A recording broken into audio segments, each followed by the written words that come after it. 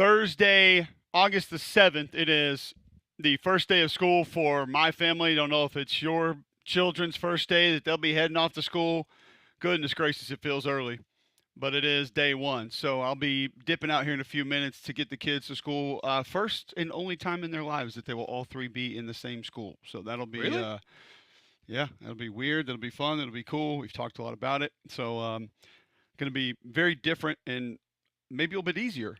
But then after that, it won't happen again unless one decides to take a long time in college and they all end up at the same college, which seems doubtful. Just doesn't seem likely for some reason or whatever reason. But we got a lot to get to today. McElroy flying to Dallas today for some reason, and he'll be joining us from the airport a little after 8 a.m. So we'll all reconvene here. At least for around the 9 o'clock hour, if not a little bit more than that. So we got a lot to get to, a lot of college football to discuss. We've obviously been at our college football seminar the last couple of days. Been really cool. We had all the conference commissioners join from the Power Four. Got to hear from all of them. Got to talk about different things, where we're headed. Have you guys seen this Netflix show yet on the SEC? The SECU, I believe that's what it's called. It's called SECU. Is that the name of it? No, any given Saturday. Got it. Same thing. Yeah, that too. I haven't had a chance to see any. Haven't had a chance to watch any. Have you guys had a chance to check any of this out? It's making a lot of noise, I feel like. A lot of people chirping about it, talking about it. And maybe, you know what, now that I think about it, it's just the people who are in it are sharing themselves in it. Yeah. And that's probably why we're talking about it so much. Yeah, I've seen the first two episodes. I haven't gotten a chance to sit down and watch the full thing. But it's like your typical documentary where they kind of look at some of the things, because not all 16 teams are, I guess you'd say, represented. But the first ones, you got LSU, and you also have Vanderbilt's in episode 3, I believe. But it's like LSU, South Carolina, the first two teams they really focus on. And I mean, they kind of just let their hair down a little bit. Like, you see Garrett Nussmeier talking to Whit Weeks about, am I going to the draft? Or, I'm thinking, how does this season going to look, going into everything. But it's nothing that I really necessarily was surprised at so far. Like, it's kind of just a typical documentary. Okay. But like no extra behind the scenes that we feel like we have to see or that we haven't seen before, or things that we don't know. Things of that nature. So far, nothing yet. Nothing yet. But there's still several more. At least I got to get through. Well, the Vanderbilt part is leading into the Bama game, correct? Mm-hmm. And I think that's Okay. episode 3, and I hadn't gotten a chance to see that one yet. All right, so I'm going to try to check it out this weekend, get into it a little bit this weekend. If you guys have heard it, 800-239-9569. Let us know your thoughts. I want to know if it's a must-see, if it's something that you'll casually watch. And with the kids going back to school today, I might actually be able to get some television in at some point and be able to watch a little bit of it. A few other things around college football that we want to get to. I want you two to give me your opinion, and I want to hear the opinion of the listeners of where the ACC is going as it pertains to replay. I am of the belief, and not just because it's my opinion, that this has a lot to do with the XFL/USFL/UFL. And what we have seen from Dean Blandino and the guys, and being able to have that access to not only what the actual officials are saying about a call, but what Dean is basically saying through his entire process of reviewing a call. Now, you're not going to get all of the review per se, but you are going to be able to hear exactly what people are saying as far as the refs and how they're looking at different plays. For ESPN's Friday night ACC games and the ACC Network's primetime Saturday broadcast are going to let viewers hear real-time deliberations between the on-field referee, the press box replay official, and the league's command center in Charlotte.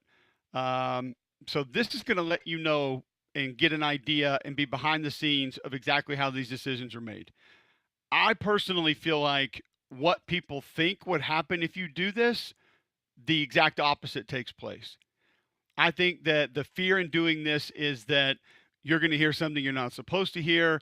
There's going to be some sort of communication that makes people feel like these officials are faulty in some way, when I believe what I've seen in the exact reverse, fellas, is that the clarity that you get, whether you agree with the call or not, hearing how they talk through it, especially if you get somebody as good as Dean Blandino, who can verbally walk you through what he sees, why he makes a call, why he's not going to make a certain call, why he is going to make a different call, why he's not going to allow something to go through. And then there you have it. Whether you agree with it or not, I think the clarity and transparency that's offered there removes a lot of the conspiracy theory, removes a lot of these guys aren't qualified to do this, removes the if we don't get full-time referees, our game's going to be ruined. Whatever the mindset is around this, I think it actually takes it all away. Because just that clarity and transparency allows people to say, okay, I might not like the call, because let's be honest, a lot of times when people say they disagree with the call, more times than not is because they're mad about the call. It's not necessarily that they disagree with the technicalities of how the call was made.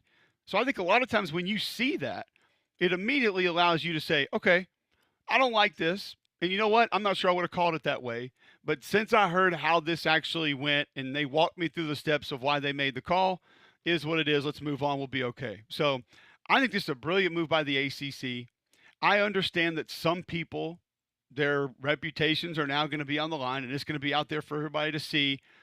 But we've now seen this for, I'm trying to think. I came back and did the XFL in 20, and then it got shut down, and then it came back in what, 22? So, like, we've done 5 or 6 years of this. And have you guys seen a problem? Nope. Like, where's the one that's gone viral of the refs not knowing what they're doing? Like, where's the replay official that didn't know how to do something, and all of a sudden everybody made fun of him? Because you guys know, like I do, that would have been all over the place. Yeah, it hadn't been in the UFL. Nope. It's been other places, but not the UFL. So I think this is a brilliant idea by the ACC. I do understand the hesitation by some, and maybe the hesitation is by some of the officiating groups in certain leagues. But are you guys with me that this is? I mean, Damien, this is something that I think is going to change the viewing habits of a lot of people. And I don't think there's really any negative that can come out of it. Yep, I'm with you, man. I thought the UFL did a perfect job, because if there was a foul or there was a flag, and if there was like a challenge or anything, you would hear the discussion. You would hear the discussion from the head of officiating, what the officials are looking for. Hey, look at 64. Is okay? Well, I see a lot of hand fighting. I see, like, okay, did his arms get extended? Like, they're walking you through exactly what their process is, why the flag should be picked up, why the flag should stand, where are they going to are we going to respot the ball? This is where the clock is. They're taking a look at everything. And I'm with you. The more transparency we get, the more, like, okay, this is what they're looking at. This is what they're looking for. Now it makes sense why this rule is going to stand or why they're going to pull the flag. And I'm with you. I think they should do it as much as they possibly can to truly show, like, hey, the referees are this is their thought process.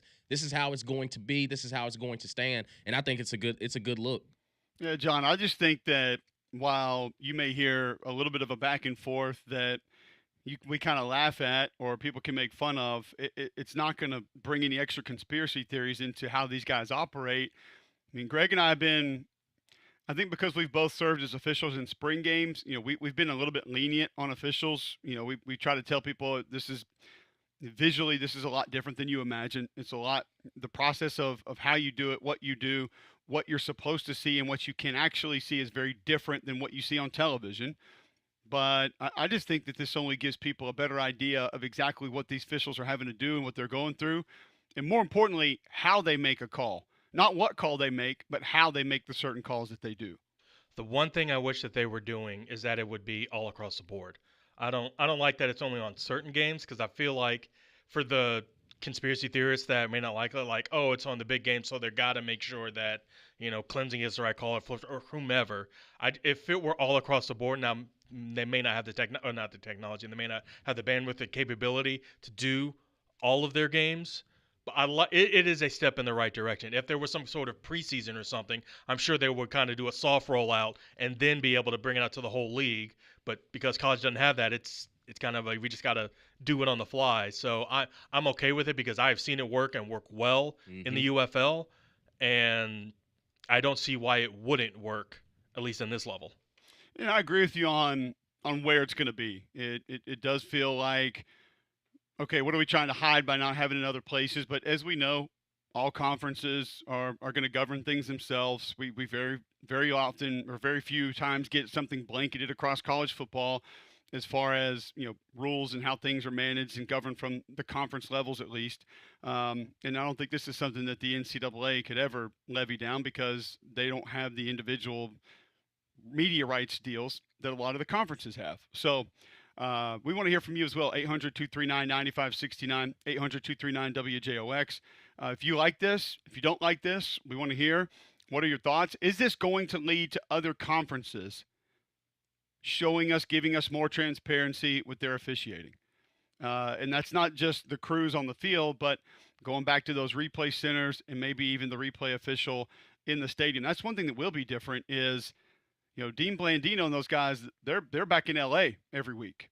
They're never at the games. And now you're going to get replay officials at the game that are also going to be communicating. You're going to hear talking about certain things and then potentially also hear from their replay center in Charlotte. So could be multiple lines of communication that you're going to have to pay attention to, listen to. And I mean, we only wish we had this on one certain Friday night a year ago in Miami, Florida, to be able to go back and forth and listen to how we were discussing the Virginia Tech Miami finale and how that game ended and what that came down to, just to be behind the scenes and hear what was being discussed, I think, because a lot of us left that game like, how do you make a call here? Like, how do you overturn this? How do you uphold this? Because the line of sight in all the reviews didn't really give you a clear picture, in my opinion, of what it was going to be. So we'll get that from the ACC, which I think is great. I think it's going to be something that people are going to watch. Maybe they hadn't watched a lot of spring football, hadn't seen what this is all about. They'll see it now and say, man, can the SEC do this? Can the Sun Belt do this? Can the Big Ten do this? We want everybody to do this because it's incredible. And when you get that first idea of what it looks like, I think it only makes you want more, to be perfectly honest with you. I wanted to hit something else with you guys that I saw yesterday, and that was some commentary coming from Marcus Spears on Brian Kelly.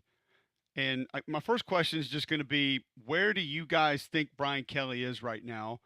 Because we see all these lists before the season, hot seat, not going to make it, job security, whatever that is. Do you guys view Brian Kelly as at all on the hot seat or having to win a certain amount of games this year or having to accomplish something from a championship or postseason perspective to maintain his job? John, where do you view sort of Brian Kelly's tenure in Baton Rouge as we stand here today? It feels a lot like he's, I don't want to say underachieved, but maybe the expectations were so high right out the gate. I mean, you made it to Atlanta in your first year, and then you have a Heisman Trophy winning quarterback. It's like, okay, but what all do they have to show for it? So I get why LSU fans are maybe potentially putting him on the hot seat, but also this is what, third, fourth year or so? Like, this does feel like it should be whether or not, like, this should be a make or break year. Like, all right, you've had your time, you got your players in, you've got kind of everything you wanted. Now we should be seeing the results that we kind of paid and expected for, and with that, we should be looking at, if not a playoff berth, maybe potentially a deep run, another time in Atlanta. It feels like the expectations are there. I'm not ready to say that, okay, if he doesn't do that, ship him out. But I get why the Cajun faithful feel that way because of the hot start and really where the expectations were set from the three previous coaches because they all have a ring. And as of right now, Brian Kelly doesn't. All right, Damian, where do you sort of view Brian Kelly and where he is from a job security standpoint in Baton Rouge as we sit here today? What are we now, 17 days until kickoff? Mm-hmm.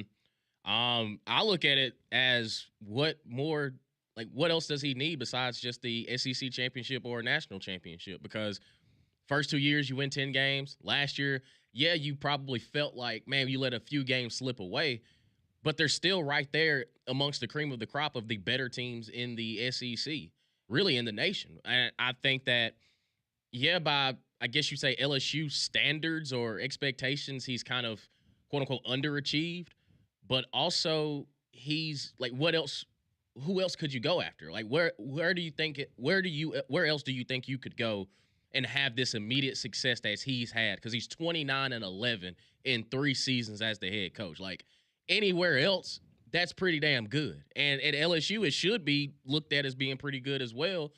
But also, I mean, damn, what else am I supposed to do? Like, I got Heisman Trophy winner. I go back to this sort of retraining of our brains, and I understand that Brian Kelly's his tenure at LSU may have started just before we really needed to start doing this, but we look at last season knocking on the door of the college football playoff.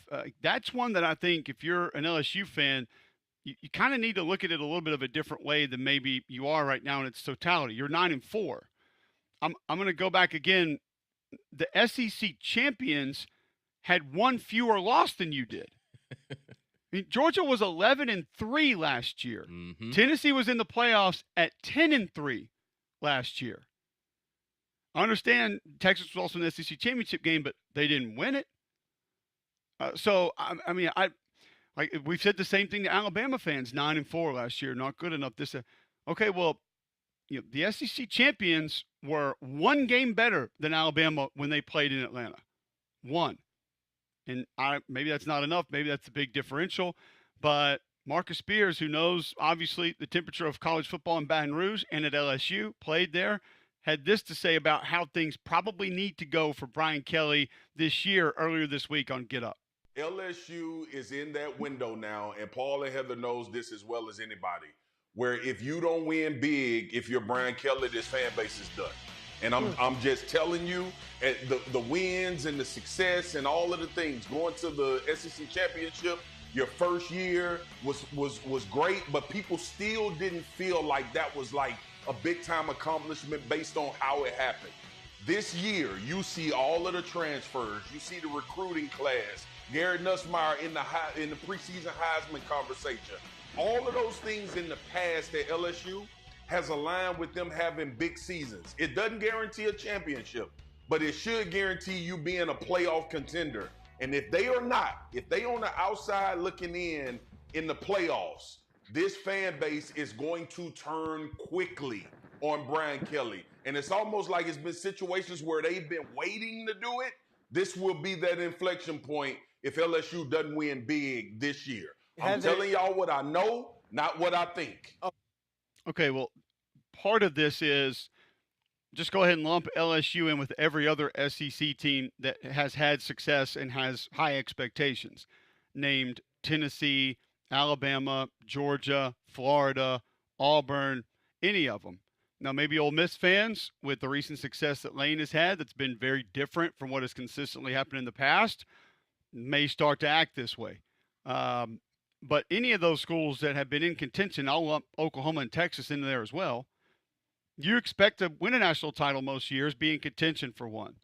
But the issue there with what Marcus said was they were in contention for a playoff spot last year. Am I wrong? They were right there looking. And maybe that's some of the frustration too, is that they've under Brian Kelly they've fallen short. Granted, yes, they probably got there sooner than expected. They made it to Atlanta, but they lost. Like LSU was they were in playoff contention, not unlike Alabama, not unlike Texas A&M last year. But when it came down to it, not only did you lose, but you had a dumb loss in there too a lot of times. So a lot of things that were just preventable, but they're at that level to where they feel like they shouldn't be doing this. It feels like the biggest problem for LSU has just been the opener under Brian Kelly. Yep. I mean, plain and simple. You had USC on the ropes. You were pounding the football. Pounding the football. I don't know if folks remember that game a year ago in Las Vegas where it felt like LSU was picking up about 7.5 per clip on the ground, and then which would then tell the story of the rest of the season for the Bayou Bengals. They stopped handing it off. And that would be the story essentially for their offense for the rest of the season last year. But you had some nice wins. The Texas A&M win, another one where you could probably look at how you manage play calling. And then you lost 3 straight late. Alabama put it on them. Florida handed it to them, which Florida was, I think, kind of a different team late in the year last year when you look at what they did to LSU and what they did to Ole Miss. So, okay, you didn't like the way things finished up last year, but once again, you can't say in contention for a playoff spot because LSU was being discussed for that towards the end of last year. Like, here's how I weigh it. It's the same thing with Alabama last year and the people who are disappointed there. Would you have rather have been Texas? Would Texas's season or Georgia's season have been satisfactory? Now, Georgia got an SEC title, so that's where it's different. So maybe we take Texas and Tennessee, and you look at the record and people say, "Oh, LSU 9-4, not good enough." So you're saying that they need to win one more game and just get into losing the first round of the playoffs? I don't. That's where I think the retraining of the brains has got to be just a little bit different because, and I understand where the flip side of that's going to be, Damian, is that, well, no, 12 teams can get into the playoff now, and if we can't be one of those 12, we've got bigger problems. Right. And that's where the issues are. But when you also weigh in transfer portal, roster management, all those different things, it's being one of the best 12 teams. I'm sorry, because we know the best 12 teams don't necessarily get in.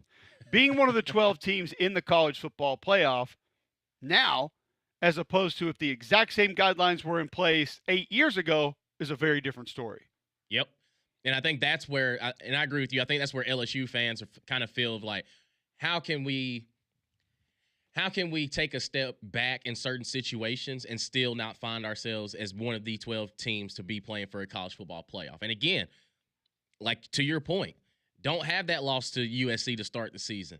Don't let Texas A&M beat you up on the road in Kyle Field. Don't let Florida absolutely manhandle you when they're starting to get their groove back. And then you don't have those conversations. But they happened, and like you said, now they're on the outside looking in. The things that they can control, which is winning and losing, most of the times some of the times they've ended up on the losing side of things. And it happens. And you go through the gauntlet of the SEC, like I think of what happened against Alabama kind of just gut punched them a good bit. Like it just took the air out of them because it's like, wait a minute. Not only did they beat us, like they absolutely mopped the floor with us, and we're supposed to be one of the better teams. And it just kind of everybody points the finger at Brian Kelly of, so what's going on? And I think that because of all the success that we've seen, most of it has been on the defensive side for LSU. Last year just looked completely different, where it's like, man, like how bad are we? So it's just, I think that LSU fans just are uncomfortable of how it looks because the perception, their perception is, oh, we're not that good. But in reality, it's, no, you're also still one of the better teams that's playing college football. It's just you lost a couple games. The weather looks a little warmer today, and don't let that Alabama heat and humidity get to your family. It can be brutal. Keep them comfortable with an affordable Trane cooling system recognized as America's most trusted brand, 11 consecutive years, and they're the official cooling partner here at Jox. Find a comfort specialist near you at Trane.com. It's hard to stop a train. We'll talk a little more LSU, the expectation of that football team this season, next right here on Jox.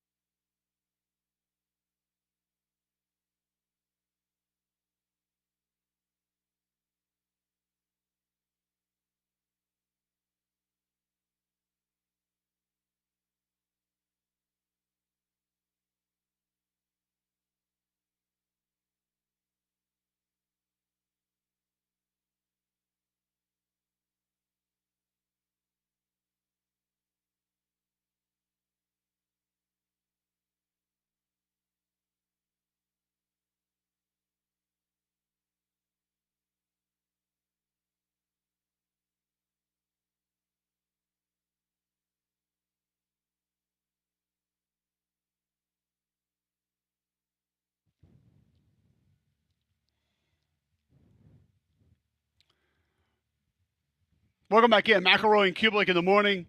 Greg on his way to Dallas. He'll join the show around 8 o'clock. I'll be heading out here in a few minutes. First day of school, get the kids to school. I'll be back on the show probably in the 8 o'clock hour as well, definitely for the 9 o'clock hour. We were talking to LSU during the break. 800-239-9569 if you want to get in. 800-239-WJOX. Let us know your thoughts on what Brian Kelly's tenure has been and maybe what it needs to be this upcoming season for him to maintain his job, because some people think when you go back and listen to how Spears said it, almost feel like you could apply that to half the fan bases in the SEC, where they're kind of waiting to explode. Like, think about the fan bases right now in the SEC. Like, I think Elko at A&M, he's kind of out of this. I think Heupel, even though that might be the most toxic fan base in the SEC when things begin to go wrong, I don't think he's anywhere near, if things don't go well this year, them saying, hey, we got to get him out of here. He's done. Now, Alabama, I don't think is there yet. But we know that fan base can be as unrealistic as any in college football at times, have been in the past. But Kentucky, we've already heard those conversations. Auburn, we've heard those conversations. Oklahoma, we've heard those conversations. Arkansas, we've heard those conversations. We just mentioned that LSU is in that category. I don't think Georgia's going to be there. I don't think Texas is there with Sark. So that's, I think Drink's fine in Missouri. He's exceeded all the expectations. I don't think there's anyway. Beamer, I think, has enough good faith with the South Carolina fan base that they're not ready to do this just yet. But this is half the fan bases in the league. I mean, if Jeff Lebby has a year like he did last year, halfway through it, they're going to start saying, all right, is this the guy?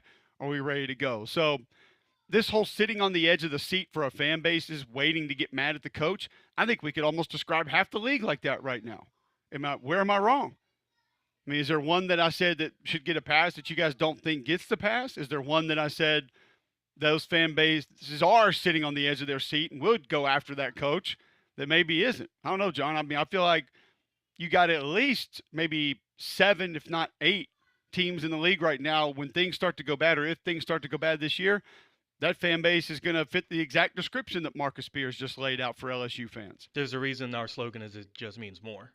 I mean, most teams out there outside of the conference in 3 years having a conference championship appearance and a Heisman Trophy winner will be more than enough. Mm-hmm. But it's clearly not enough for LSU fans heading into the season right now. And so that brings me to my next question, John. I'm sorry to interrupt you, and I'll leave you guys with this, and you guys can take calls and look at tweets about it, wherever you want to go.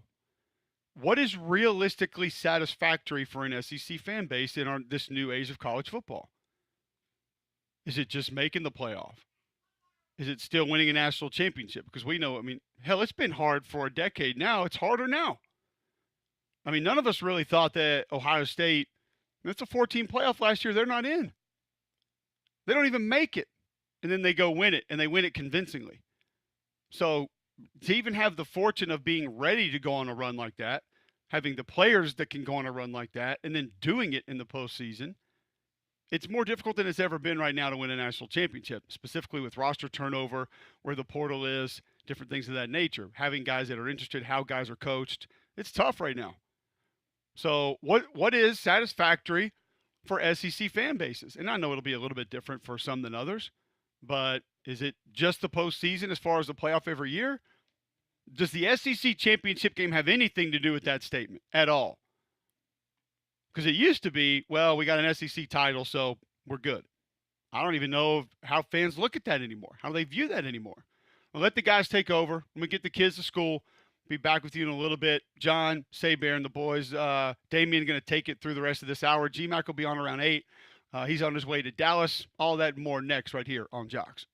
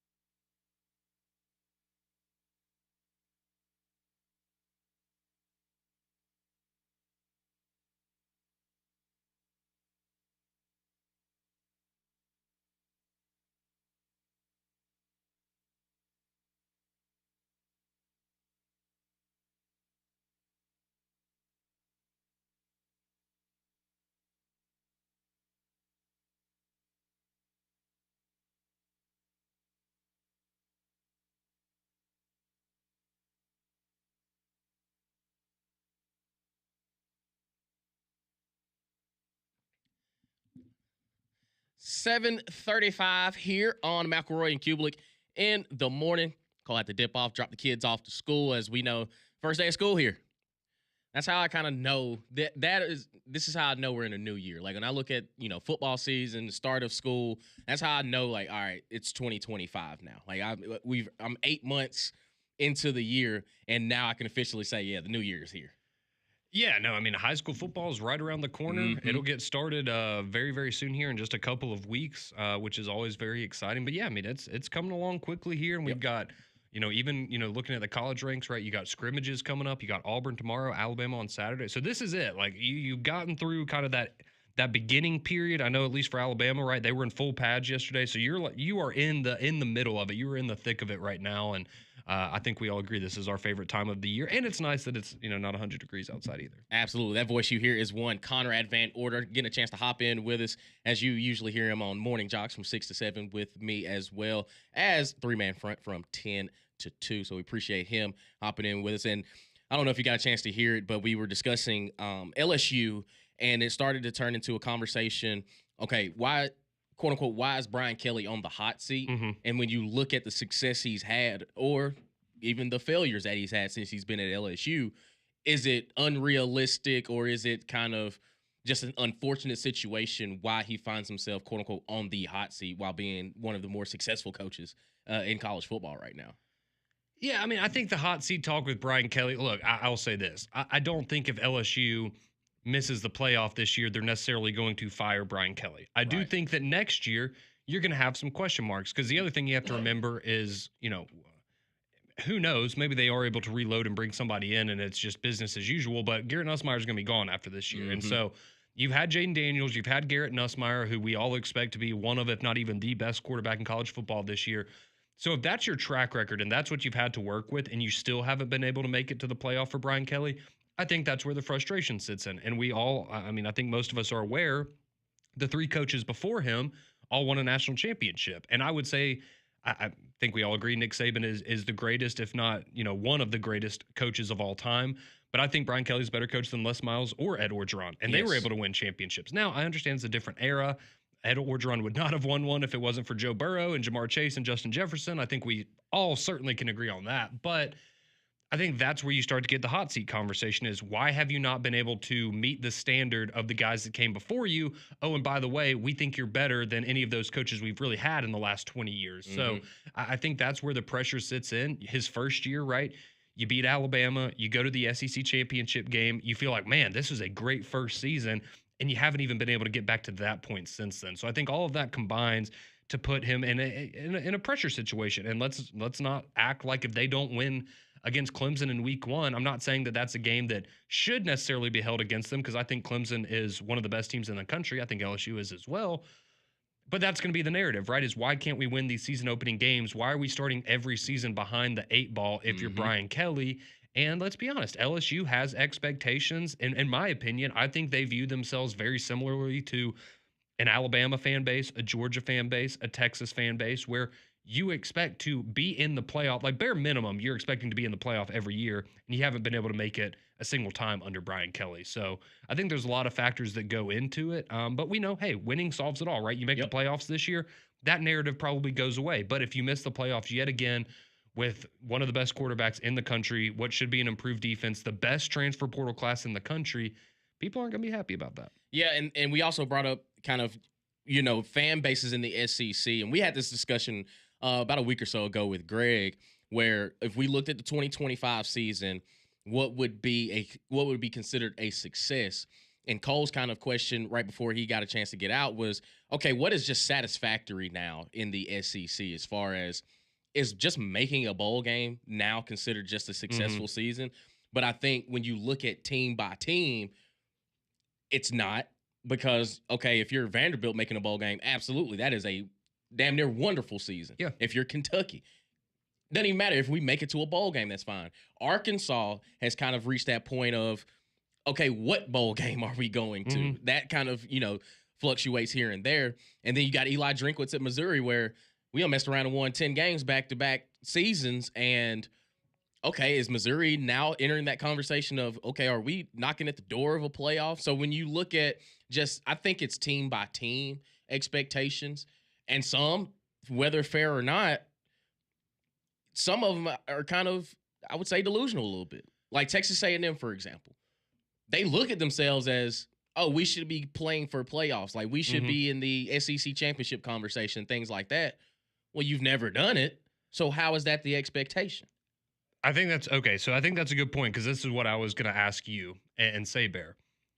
Tell me if you agree or disagree with this. So I would say outside of Arkansas, Kentucky, Mississippi State, and Vanderbilt, the other 12 teams in the conference, their fan base's expectation is we should be competing for a playoff spot. And if we are not in that conversation, then this was a disappointing season.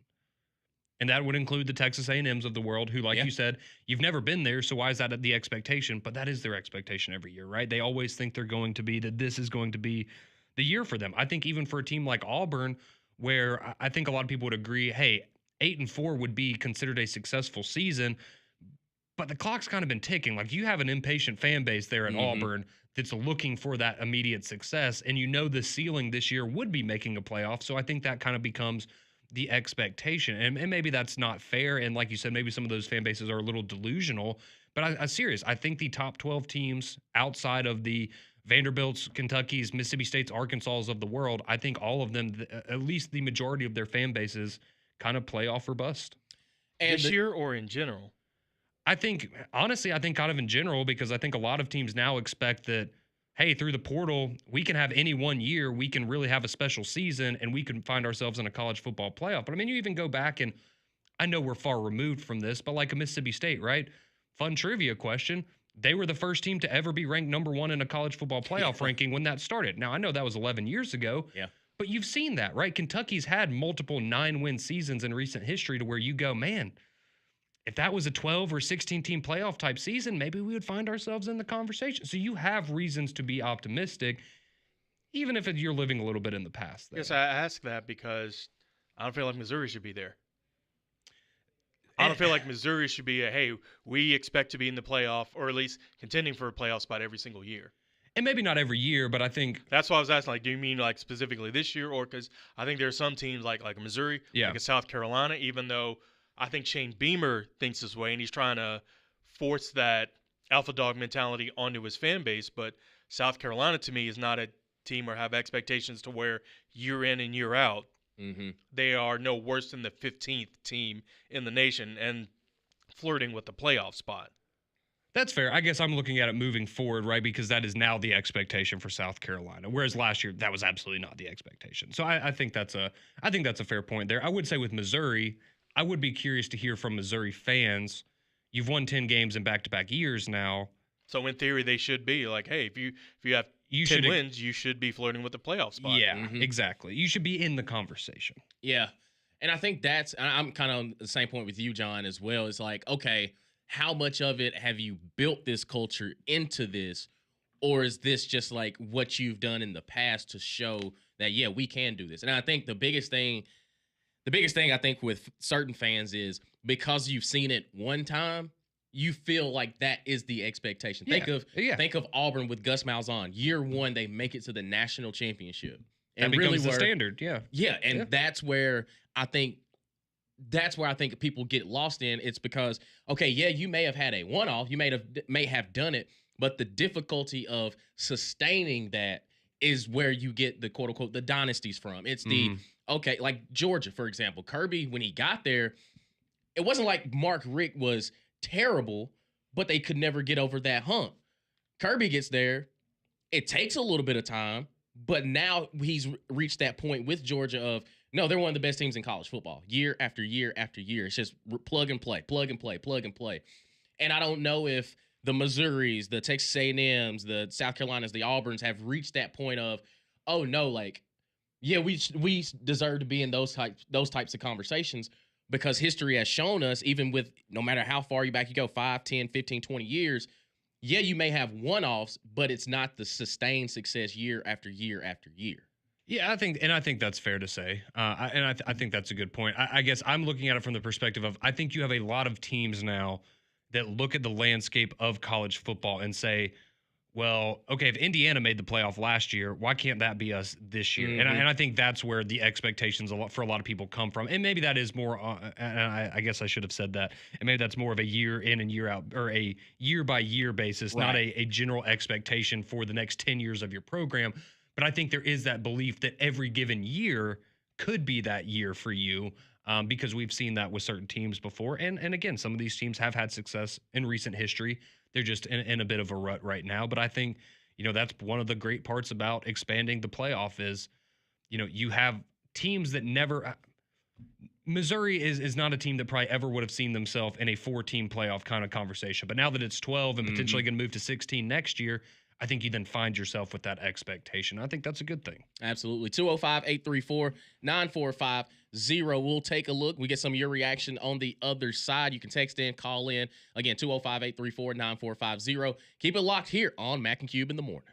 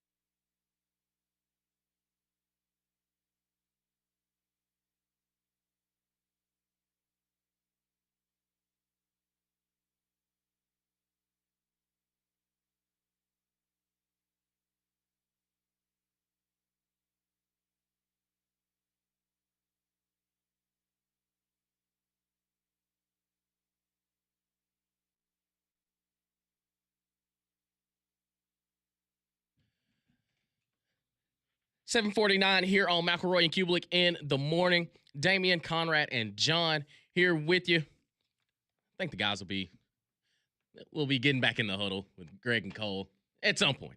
8 o'clock hour, 9 o'clock hour. But nonetheless, they shall return. We appreciate them letting us have some fun and kind of just talking about the expectation of certain fan bases and the SEC, talking about LSU and their expectations. Is Brian Kelly deservingly on the quote unquote hot seat, even though again he's 29 and 11 as the head coach at LSU.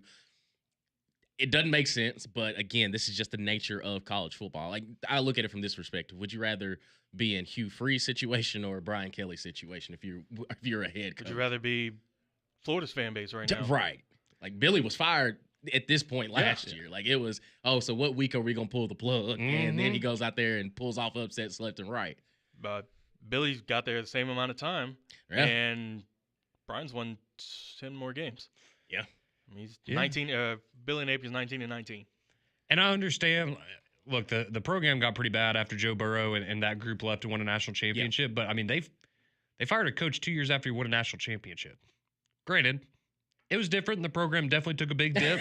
But I mean, still, that just kind of goes to show you the expectation of, hey man, we appreciate what you did for us, but yeah, we got to turn this thing around pretty quickly. So I mean, LSU, it's a little different, higher expectations. Yeah, 205-834-9450. Somebody texted in and says Mizzou has made the SEC championship twice and beat Ohio State in New Year's Six Bowl a couple years ago.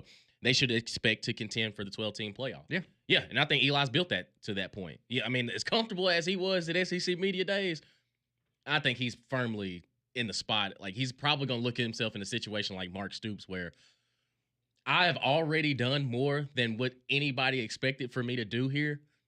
I'm kind of untouchable at this point. Oh, he's done more than Mark Stoops has done at Kentucky. And I think I'm not going to be surprised. Look, let's say Missouri goes out this year because they have a very manageable schedule. Let's say they go 9-3 again. They miss the playoff, but they go to a bowl game, get to another 3 straight 10-win seasons. I don't know how long Drinkwitz is going to stay at Miami. Exactly. Like, he's going to be on a lot of lists, I would think, to go and get a pretty big-time job in college football. But he's done an incredible job there, and the fact that that is the expectation for a lot of people shows how far he's brought that program. Yeah, I mean, you look at Kalen DeBoer last year. Like, people say 9-4 is a failure. Oh, there's some people that want him gone now. Right. Yeah, I mean. Again, Nick Saban went, 7-6 his first year? Correct. Lost to ULM. Vandy, ULM. I see some parallels there. It's, okay, can we get past year one and let it build? At least Vandy was a conference game. True. Still on the Vandy. road. Yeah. It's still Vandy. Yeah. But it was a conference game on the road. Yeah, ULM didn't have Diego Pavia at the quarterback position. See, and I know looking back, right, and it'll be funny to see how people look back on that game in 10, 20 years. I still think the Oklahoma game is worse than the Vanderbilt game. Oh, it was pitiful. The Vanderbilt game, I mean, it was what it was, right? It was shocking, to say the least, but it was a good, entertaining, competitive football game. The Oklahoma game was not. No. That is the worst Alabama football game I think you've seen since maybe ULM. Yeah. Well, I don't know. Really? Some of those USF games, man. They were uncomfortable. I don't know. I don't know about that. Was it the Trevor Lawrence one? No, it just absolutely in the national. One-sided. Granted, yes, national championship. At least you made it to the national championship that year. But yeah, that was bad. It was. In terms of a beatdown, that was. Man, David Coleman says Missouri's going 7-5, quarterback and receiver drop off. I still think Eli's going to be just fine with a 7-5. I don't think he's going to worry about too much. And again, their schedule, if you look at their schedule, it's not brutal. No, by SEC standards, it's a very manageable schedule. But hey, they got the Penn State backup. Penn State's the number 1 team in the country, right? So surely their backup was good. I've seen a Penn State quarterback transfer into the SEC and have success at Kentucky. Success? He got drafted. He did get drafted. That's why he's not the starting quarterback now. 205-834-9450. Let's go to the phone lines. Let's go to Chris in Birmingham. Gentlemen, good morning. How we doing, Chris?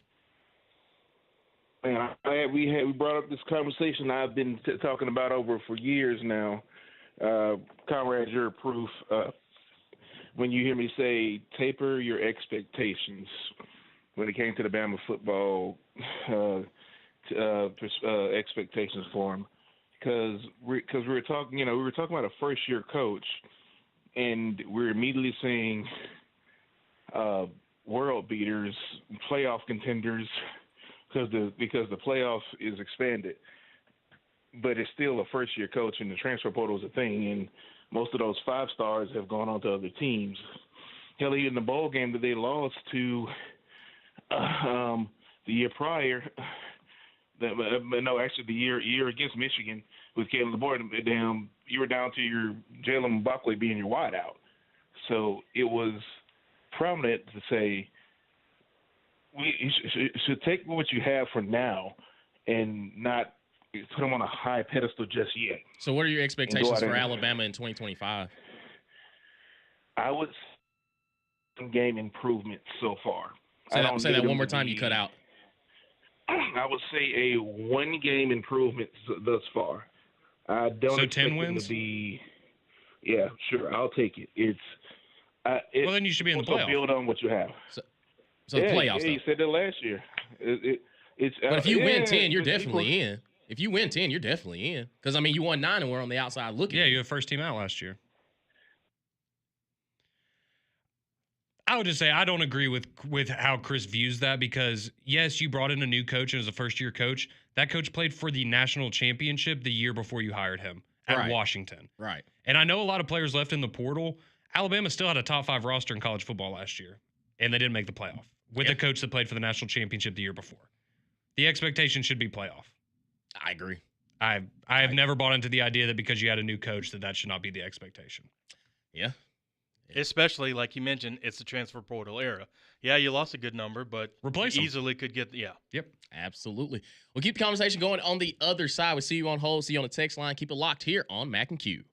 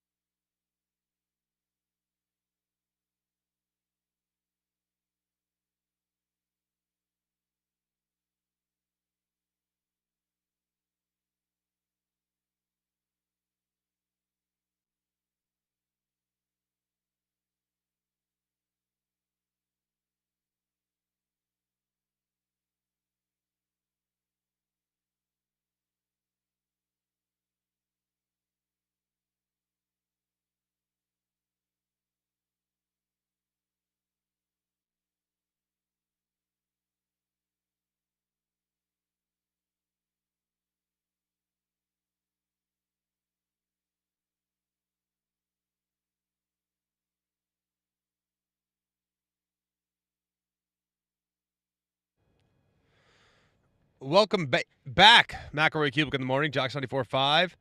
Thanks to Conrad and Damian holding it down there in the first hour of our show, and then carrying over from Morning Jock, Saber in the studio as well. I currently live from Mockingbird Street in Dallas, Texas, right outside of Starbucks. Everyone's like, "Oh, I can't believe you're doing the show from the car again."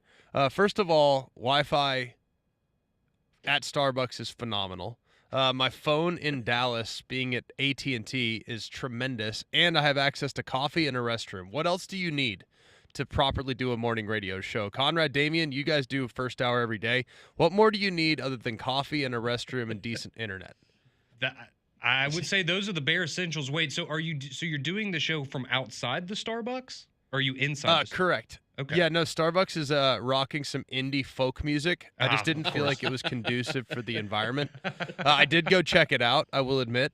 And the fact that they were playing like Sade combined with okay now, all right. like somebody else that I wasn't even familiar with, and there was like a couple of a couple tambourines and stuff. I was like, I think I'm going to do it from the car. I'm sure I even have Mumford & air Sons conditioning. is coming up next, Greg. Yeah.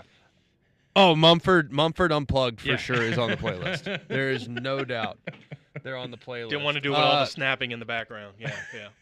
The best part about what's gone down so far is that I was actually able to listen into the last half of the last segment. There we go. As I have already gotten the rental car, I have already called home. We are in a really good spot. But what I found very interesting, the biggest takeaway that I had from the last segment was that Conrad emphatically declared the 2024 version of Alabama as a top 5 roster in college football. Oh, boy. I just want to make sure we're on the same page here. Top 5 roster in college football. Yeah. We're standing by that. We feel good about that. I mean, maybe there's a little wiggle room there, but do you think that was an exaggeration on my part? I do not think it was a top 5 roster in college football last year. Okay. I think this year's version has a chance to be, for sure. But if we go based just on draft picks in the 2025 draft, Georgia had 13 players drafted, Texas 12, Ole Miss 8, Alabama in 4th with 7, which is perfectly fine, not bad. But what I'm getting at is at key positions, edge rusher, left tackle, quarterback, at key positions, do you really think that Alabama had a top 5 roster last year? I think that going into the season on paper you did. Now, based on the production you got from those positions, I think that's where perfectly fine to debate it. But I was talking strictly on paper going into the season. You look at the Jimmies and Joes that Alabama had, I think that would have been a top 5 roster on paper. But I do agree with you. The production you got, particularly from some of those key positions, I think a lot of people would look at quarterback. That was not top 5 quality that you got from those guys. I was strictly talking on paper going into the year when Kalen DeBoer got started. Fair enough, when he got started. But was that including when Caleb Downs was still on the roster? No. Was that including when others were still on the roster? Because I would admit that last year's version of Alabama was the least talented roster that we've seen since maybe 2007.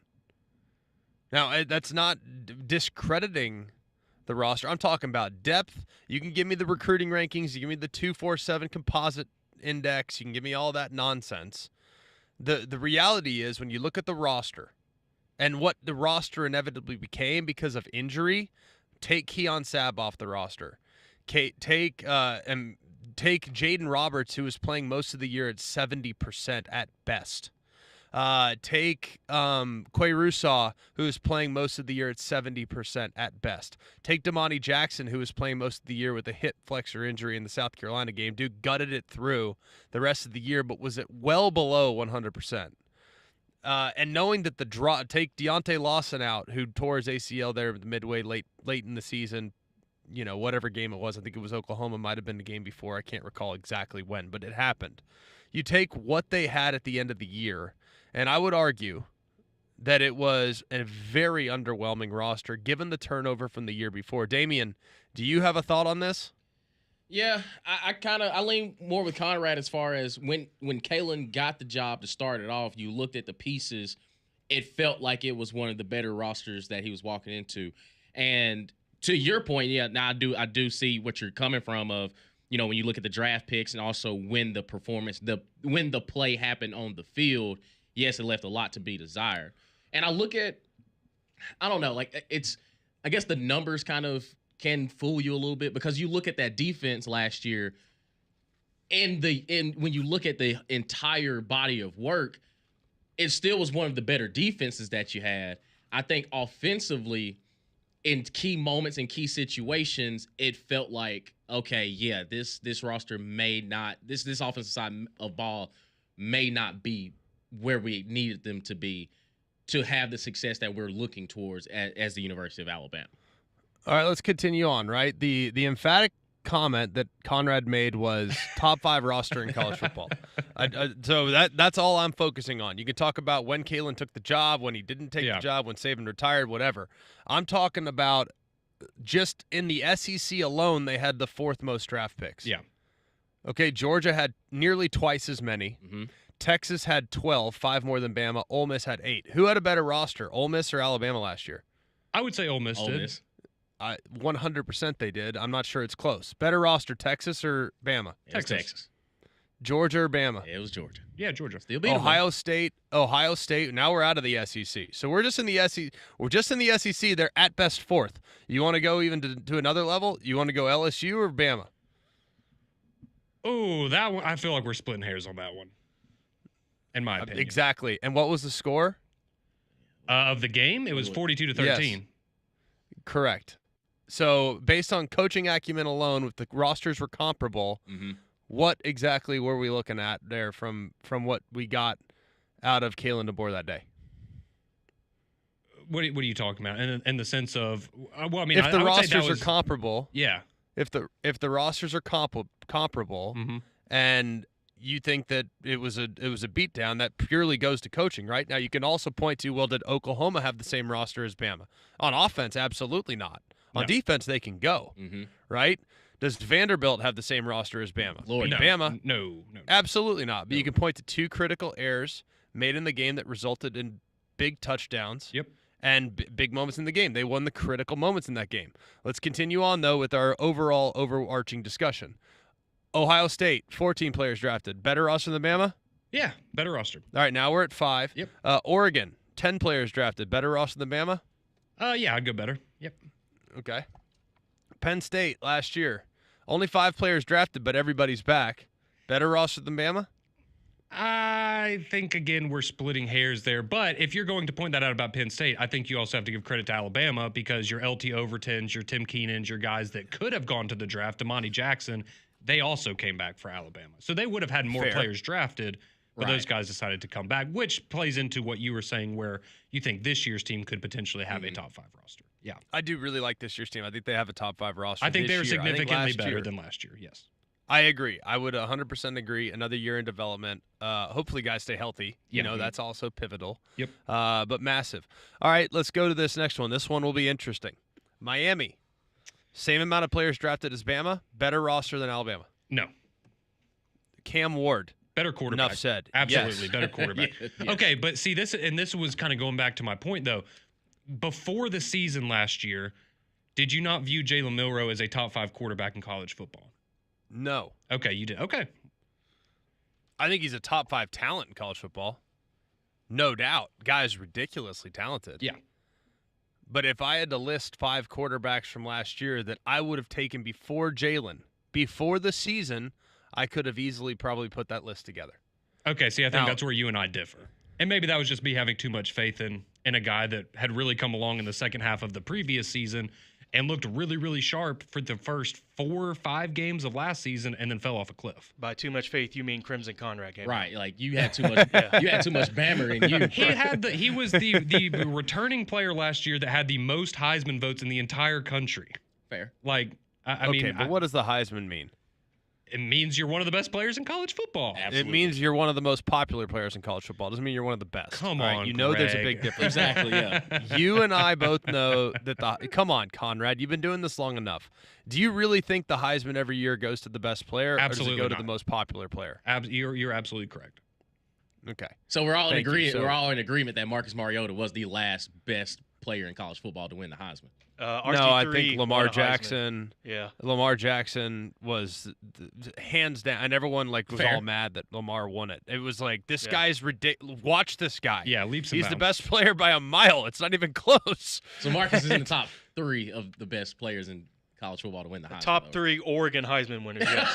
yes. Yes, The top yes, three we're Oregon. all on the same Yes. page. Top 3 amongst guys that finished in the top 3 in the Heisman voting. Yes, I can give you that. Top 3 who won. Alongside Yes. LaMichael James and Joey Harrington. Yeah. You're right. Well done. Joey Harrington. All right, let's go through the quarterbacks from last year. Yeah. Like if you think Jalen was a top 5 guy going into last season, I will offer you this. Now, you cannot use last year's performance as an indicator, okay? Let's go through it. Last year in the preseason, were you taking Carson Beck or Jalen Milroe? Jalen Milroe. Okay, not true, but that's fine. Absolutely. He beat In Carson the Beck. preseason, He beat was the Carson de Beck in the facto- SEC championship the year before. He, yes, he yes. was the number 1 player. He was the number 1 player like going into the season from a Heisman odds standpoint and from a NFL draft pick standpoint. And I still would have taken he beat him head to head Talk to him. the last year. And I know Okay, cool. You it's- taking me or you taking over the course of a career? You taking me or Tebow? well, Tim Oh, Tebow. I beat him head to head. And you did. Well, Tim Tebow. That is a no Okay, offense to you, well, Greg. There's a much bigger gap between I'm you and not. Tim I'm just Tebow giving- than Jalen Milroe and Carson Beck last year. But I'm just describing the head to head. Is the head to head the ultimate indicator of who you'd rather have? No, it's not. But that is a part of it. But no, I mean, legitimately, I would have taken Jalen Milroe over Carson Beck last year. I don't think I'm the only person that would have done that. Take Greg or Steven Garcia. Greg. I'll take Yeah, Greg. exactly. I'll take Greg. Steven Garcia. Greg or would you Cam Newton. would you have taken Quinn Ewers over Jalen Milroe going into last season? No, doesn't stay. Didn't He stay won head healthy. to head. He did. He won head to head. He did. Did not stay healthy though. Okay. Would you have taken Jackson Dart? Ooh, yeah, probably. Yeah, It would have been close. yeah, that would have been that's a tough one. Yeah. Would you have taken Dylan Gabriel? Ooh, Yes. probably. Yeah. Probably. Yep. Right? Yep. Would you have taken Cam Ward? Yes. Yeah. Yep. Okay. Continuing on here. Would you have taken Shador Sanders? No. In the preseason. No, but that's more of a again, this is my personal opinion. I think that would have been more of a distraction in my standpoint. I think he's an excellent player. Well, you think? Yeah, yeah, it would have been a distraction. So no, I would not for that reason.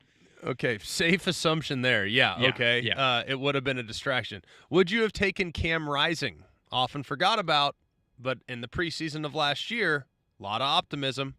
No, not over Milroe. No. God, Crimson Conrad's on fire today. I You would love have where we're taken at. Cam Rising over Jalen Milroe last year? I wouldn't have. I think there Before would the have been season? before this. I think there would have been a lot of people that would have taken Cam Rising over Jalen Milroe going into last year. I would yes. entertain the conversation, but no, I would still Okay, take well, Milroe. you acted like I had 3 heads when I made the first statement. Now you're like, I'll entertain it. What are we doing? I'm trying to be nice. Greg. Goodness, you are being nice, and I'm not being. This is not like a bash Jalen here. I'm just saying, like, No, we the can do that. That's fine. notion. No, that's not necessary. I know, What's I done know. is done. We're moving on. But- I know. But my whole thing is, last year had they made the college football playoff, that would have been a remarkable accomplishment. And I think that a lot of people want to continue to gloss over the challenges that you inherit when you become the head coach in the middle of January. And I'm not suggesting that Bama's expectations should ever waver. The expectation should always be to try to make the playoff, for sure. But if you look at the situations that all 4 teams endured as a result of Saban retiring, and let's include Michigan in this because Harbaugh left for the NFL. Harbaugh leaves for the NFL, Michigan's open season with all their players. Mhm. DeBoer leaves for Bama, Washington open season. Jed Fish leaves for Washington, Arizona open season, right? Arizona goes into the season as the preseason favorite last year. They finished 4-8. 4-8. one of the preseason favorites in the Big 12, had everybody back. They go 4-8. Washington, a year removed from the national championship game, they go 6-6, far below season levels expectation. Michigan starts the season 6-5 before beating Bama and Ohio State in the final 2 games of the season. So yes, finish on a high note, but still one of the more disappointing seasons ever by a defending champion. Bama goes 9-4 with a win at LSU and a win against Georgia. Arguably the best win in the regular season last year. And yet we continue to quantify last year as a pathetic disgrace of a season. And it wasn't. Like, there was a lot of positives from last year when you take into account the circumstances that Kalen DeBoer entailed. Now, I'm not sitting here as an apologist. I'm not. So hear me when I say this. I'm not saying, I think you throw away 2024 just like you throw away 2007 when evaluating whether or not a guy can coach ball. Because no one's judging Nick Saban's performance based off what happened year one. They're judging his performance by what he did in the 16 straight seasons following year one. No one should judge Kalen DeBoer's long-term prospects based on year one. I agree with that. They should be focusing on where he goes from here, because that is where he should ultimately be judged, not based on what he had to do during what was a remarkably difficult bridge season from the greatest coach in the history of college football, Conrad. That's all I'm saying. Are we on the same page there? Absolutely. And let me ask you this question. So do you feel that, okay, so, well, 2 things. Okay, so first off, going into last season, this time a year ago, was your expectation that Alabama would be in the playoff? Yes. Okay. 100%. So, and with that, so with what you've seen from Alabama in the past year and a half since Nick Saban retired and Kalen DeBoer took over, do you feel that last year, because I think it's fair to say last year, it probably didn't really feel like Kalen DeBoer's team, right? You were still dealing with the leftovers of Nick Saban. There's still a lot of that influence going around. Do you feel like now going into this year that this Alabama football program is the Kalen DeBoer program? Yes. Far more so. And partly because every single guy that didn't want to be a part of what the program would look like under Kalen DeBoer has had so much freedom in the last 12 to 18 months to leave. Yeah. Like, if you didn't like where the program was going, you don't have to be there. Like, you have options. Last year, guys did not have options as much because the portal, while they could have gone elsewhere, they bought in, but did they buy all the way in? That's my question. Because I know last year that there was a constant tug of war amongst the holdovers from the previous regime. That's within the locker room, by the way. And all of a sudden, they've done it a certain way for 4 years. Well, this is the way we've always done it. And then Kalen DeBoer comes in, and it's different. And they're like, hang on a second, we don't do it that way. Like, we don't do it that way. And in an effort to just have a roster, Kalen... Jump in. Okay, so I think I'm assuming, I don't want to put words in Greg's mouth. He can correct me if I'm wrong, but I'm assuming what he's saying is essentially you had the tug of war in the locker room of guys that wanted to do things the Saban way because, hey, this process worked for so long. Why would we go away from that? While also Kalen DeBoer trying to find that middle ground of, I want this to be my program, but I also need players to go and field a roster for the upcoming season. And I totally understand that whole dichotomy of it. And I agree with a lot of the things that Greg just said. I do not agree with the fact that on paper going into last season, Alabama had one of the best rosters in college football. Now, did it look that way at the end?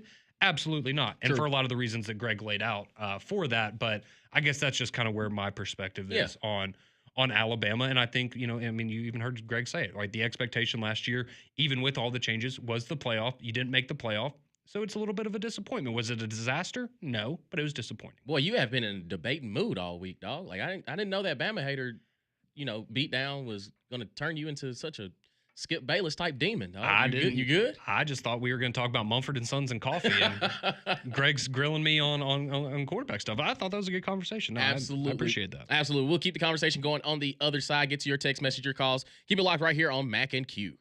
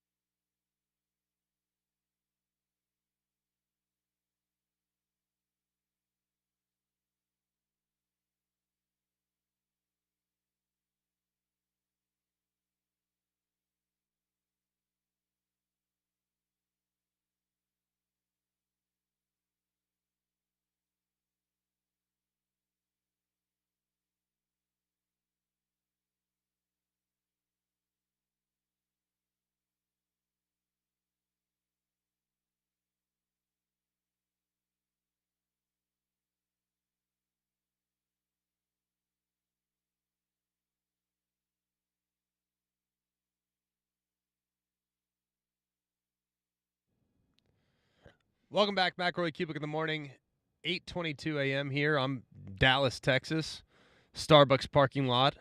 Conrad, Damian, Saber holding it back in the studio. Appreciate you guys being with us today. Fun conversation so far throughout the first hour of the show or whatnot. We'll continue on as we want to discuss what's reasonable for this upcoming season. I think we all agree it's reasonable to expect Alabama to contend for a playoff spot this year and or to make the playoff, right? Absolutely. I mean, that to me is a successful year every year nowadays. I know most people. Now, for example, I think it depends a little bit on the team. Like, for example, Clemson and Penn State, like I would expect them with what they bring back to make it beyond the first round of the playoff, to make it to the semifinal. I think that should be the bare minimum expectation with all the pieces back. Can you guys get on board with that? Yeah. Yeah, I would. Yeah, I would say so. Now, in a year in which everybody's back and you have multiple year starting quarterback and you have great coaching continuity from one year to the next, maybe in some cases you've upgraded talent by way of the portal, like, I don't think it's unreasonable to expect you to make a slightly deeper run than just making the playoff. And those are the two teams right now that I would have in that category. But for just about everybody else, I think making the playoffs a remarkably good year. And I think there's about 35, 36 teams that could realistically make the playoff this year. I know that's insane to think about, but how many of y'all had SMU in the playoff last year? How many of y'all had Indiana in the playoff last year? Yeah. Probably none, right? Nope. No, I Not think even you're in the conversation. I think you're spot on with that. But you definitely had Arizona State in the playoff, right? Well, yeah, Duh. I mean, duh, yeah. It's the Big 12. Well, Anything Greg can happen. didn't because he was obsessed with Cam Rising, but other than that, yeah. Yeah, first of all, I did have Utah in the playoff last year, Hey, and I it's might okay, have I it did again too. this year. I We'll did see. too. As I look up, and there's a billboard advertisement for Texas Tech, telling you to find your limits. I don't know what that means. Well, we don't know what their spending basically, limit is. They don't have one. contribute to their collective is what I'm interpreting that as right now as I sit in the Starbucks parking lot. Looking at some of the other teams that you think have a chance to make a legitimate run this year, like how many teams in the SEC should be disappointed, in your opinion, for not making the playoffs? I think Texas, Georgia, Alabama, and LSU.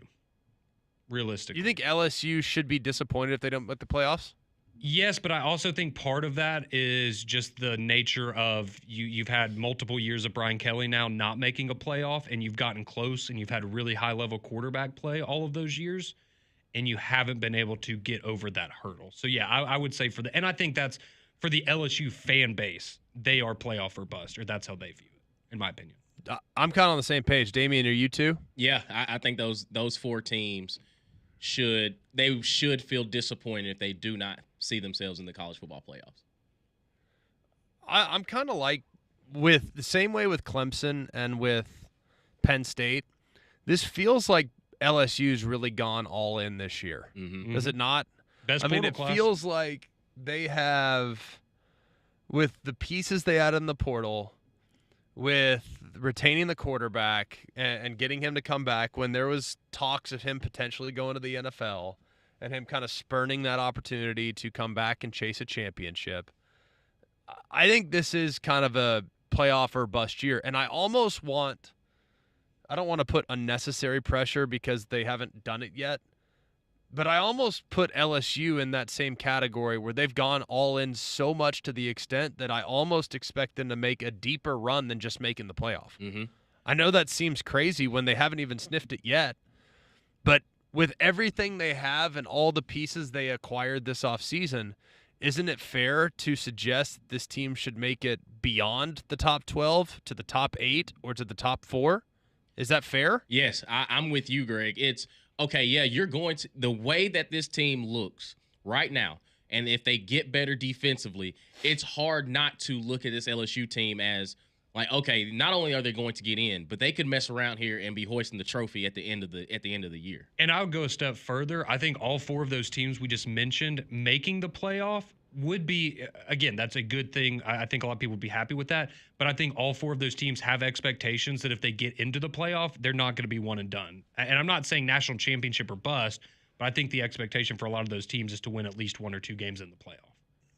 I think that's perfectly fair. And it depends on the year, right? I mean, it depends on the year, and I don't think it's every year with where we're at in college football, man, making the playoffs every year feels like and with the schedules what they are and with the personnel turnover that it is, like making the playoffs every year is not going to be a foregone conclusion. Now, expansive 16 might be a slightly different conversation.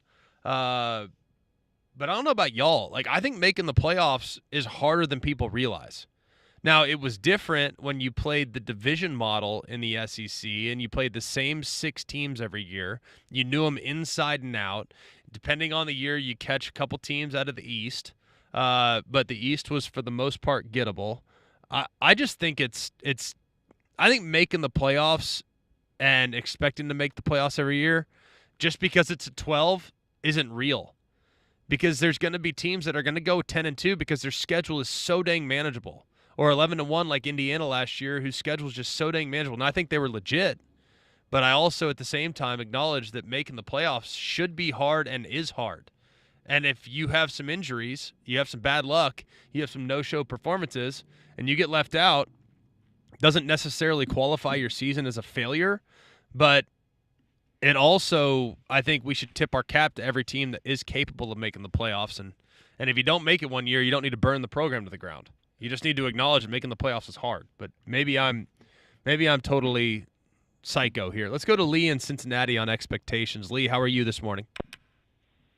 I'm doing fantastic, Greg. I hope you're having a great day. But one thing I want to say, I think the SEC is a victim of their own success now, the expanded model. Here's what I mean. Because let's face it, you've had, within the last 20 years, Florida, LSU, Alabama, Auburn, Georgia, all win the national championship, okay? 5 teams. Now, you've only got, at most in the Big Ten, 3 teams you ever look at: Michigan, Ohio State, Penn State, maybe. All right? And outside of that, the ACC really, let's face it, there's only one team that's a perennial powerhouse, Clemson. My point is that because the SEC has been successful, had so many different teams that have been good, the parity in it, and now the expanded playoffs, they're a victim of their own success. Every team is expecting now in the SEC to make the playoffs, and that puts more pressure on the head coaches, in my opinion. On every head coach. Every head coach has to win every year. They have to make the playoffs every year, or they could be gone, because that is now the expectation of each SEC team because of what the team's success, because of what they've done to themselves. I know it sounds bad to be a victim of success, but that's pretty much what each team in the SEC is. Well, I think you're 100% on point in saying that, but should it be that way? No, it shouldn't. I'm not saying it should at all. Not at all. But the unfortunate part is fans are fickle. You know that as well as I do. And every fan thinks, we did it once, why can't we do it again? What is the difference now? And that's the problem. They don't realize that the face of college football changes, the teams change, the talent changes, and it's not any fault of the coach. It's the fact that that's just how it is. Sometimes you run into a gold mine of talent, a gold mine of players, guys you didn't realize were as good as they were when you first got them, and they turn out to be diamonds in the rough. That happens all the time. But now fan bases are expecting that every year from every team in the SEC because they've done it before. Why can't you do it again? What about now? Yeah, I mean, it's perfectly fair, and I think that's a great call, Lee. Thank you so much. I think South Carolina is a great example of that this year. Like, South Carolina last year has a remarkable year, and you guys watched them. Like, down the stretch, how confident were you in South Carolina in every single game they played in the month of November that they were going to win the game or be super competitive in the game? Like, I wasn't. Like, I still wasn't even a believer going into the bowl game because I saw them get drummed by Texas by A&M. Ole Miss. I saw them. No, they beat A&M. Or no, yeah, it was Ole Miss. You're right. It was Ole Miss. I saw them get drummed by Ole Miss. I saw them play well against Bama. I saw them play well against LSU. But I was never like super convinced. And yet now, not only do they expect to be better this year, despite all their losses on personnel on the defensive side, the expectation for Shane Beamer has now changed from like, hey, get us to the postseason to, hey, get us in playoff contention. All based on 1 year in which they won a couple games late, close. And they had a couple close call losses in the games as well. Like, South Carolina is the best example of what Lee's describing, Conrad. And I think it does paralyze the expectations. It paralyzes kind of the fan base because they sit there and think, well, why not us? If Indiana can do it, why can't we? And that makes it very, very difficult because you're seeing teams that you wouldn't expect to contend for the playoff. They're making it. So the teams that expect to be in the playoff, well, how the heck can Indiana do it and not us, which only amplifies the pressure even higher, Conrad? Would you put Missouri in that same boat as South Carolina, coming off of back-to-back 10-win seasons? I think it's fair. I just think the Missouri circumstances are a little bit different, partly because their schedule within the SEC has been so manageable. Like last year, Bama beat them by 35 points.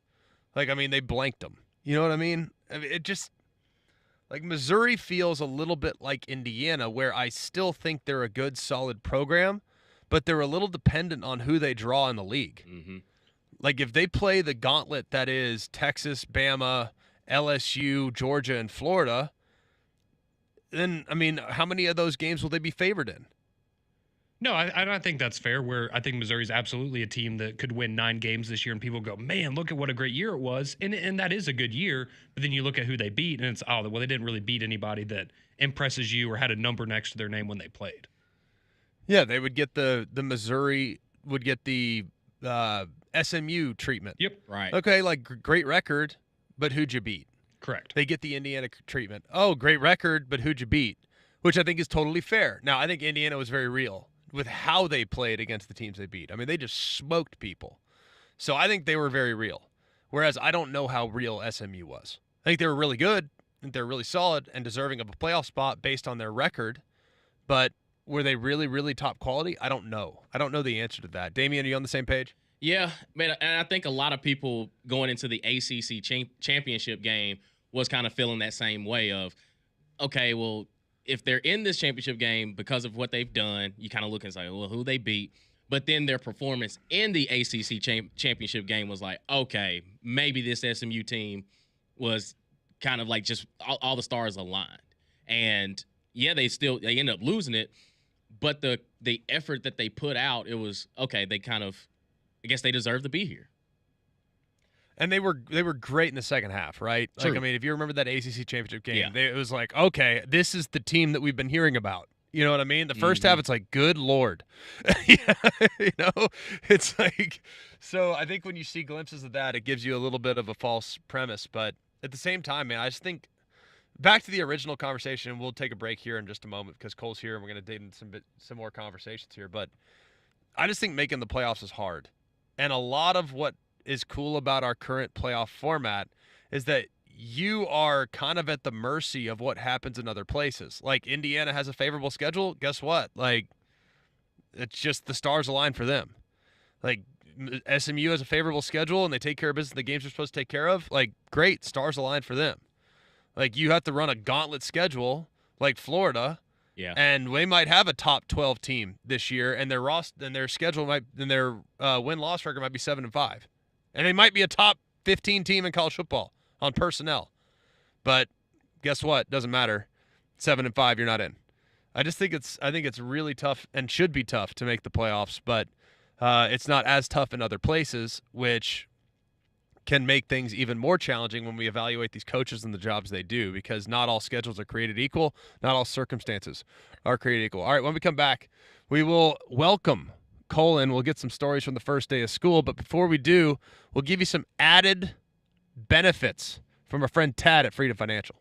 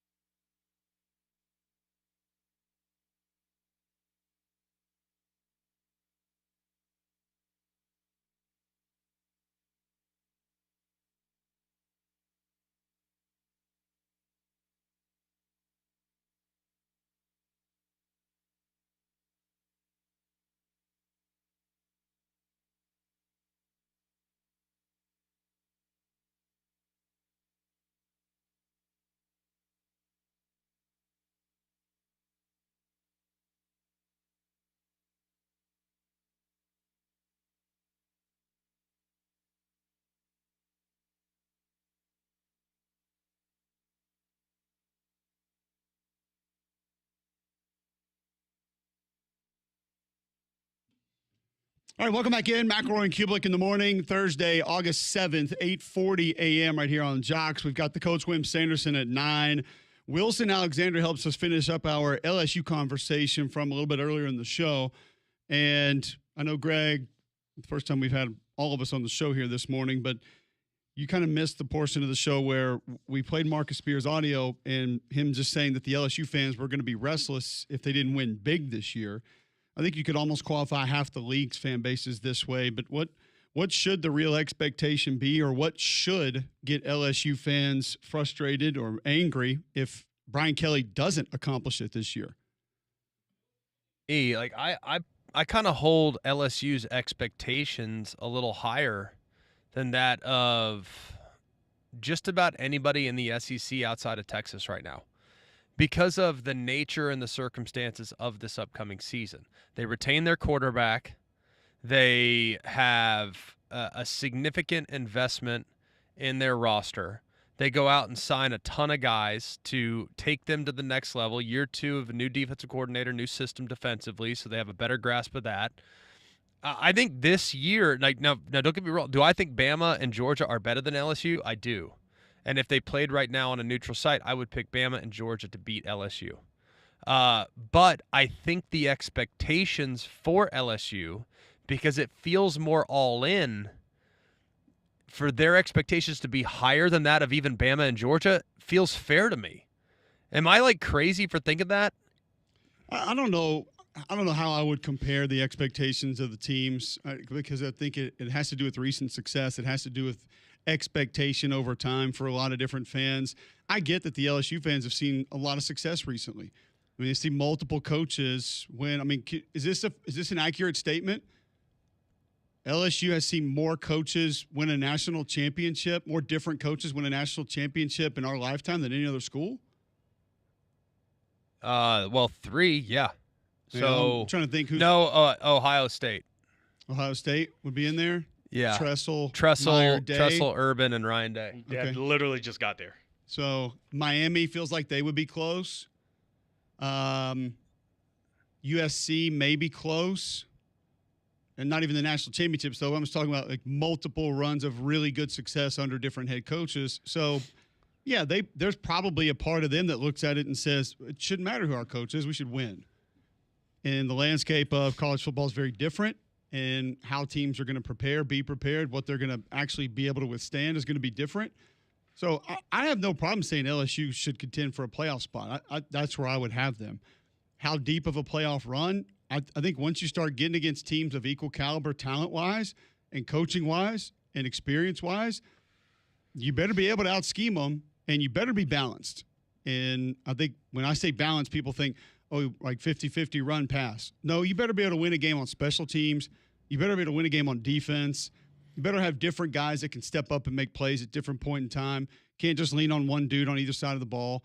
You got to be a balanced football team. And I still question if LSU is going to be able to be that. That would be my biggest concern, because if you're an offense that can withstand mayhem, movement, pressure, different alignments, different people going different places, if you can withstand that and you can cover a little bit or get to the quarterback, I think LSU's in trouble when you just look at it from a matchup perspective.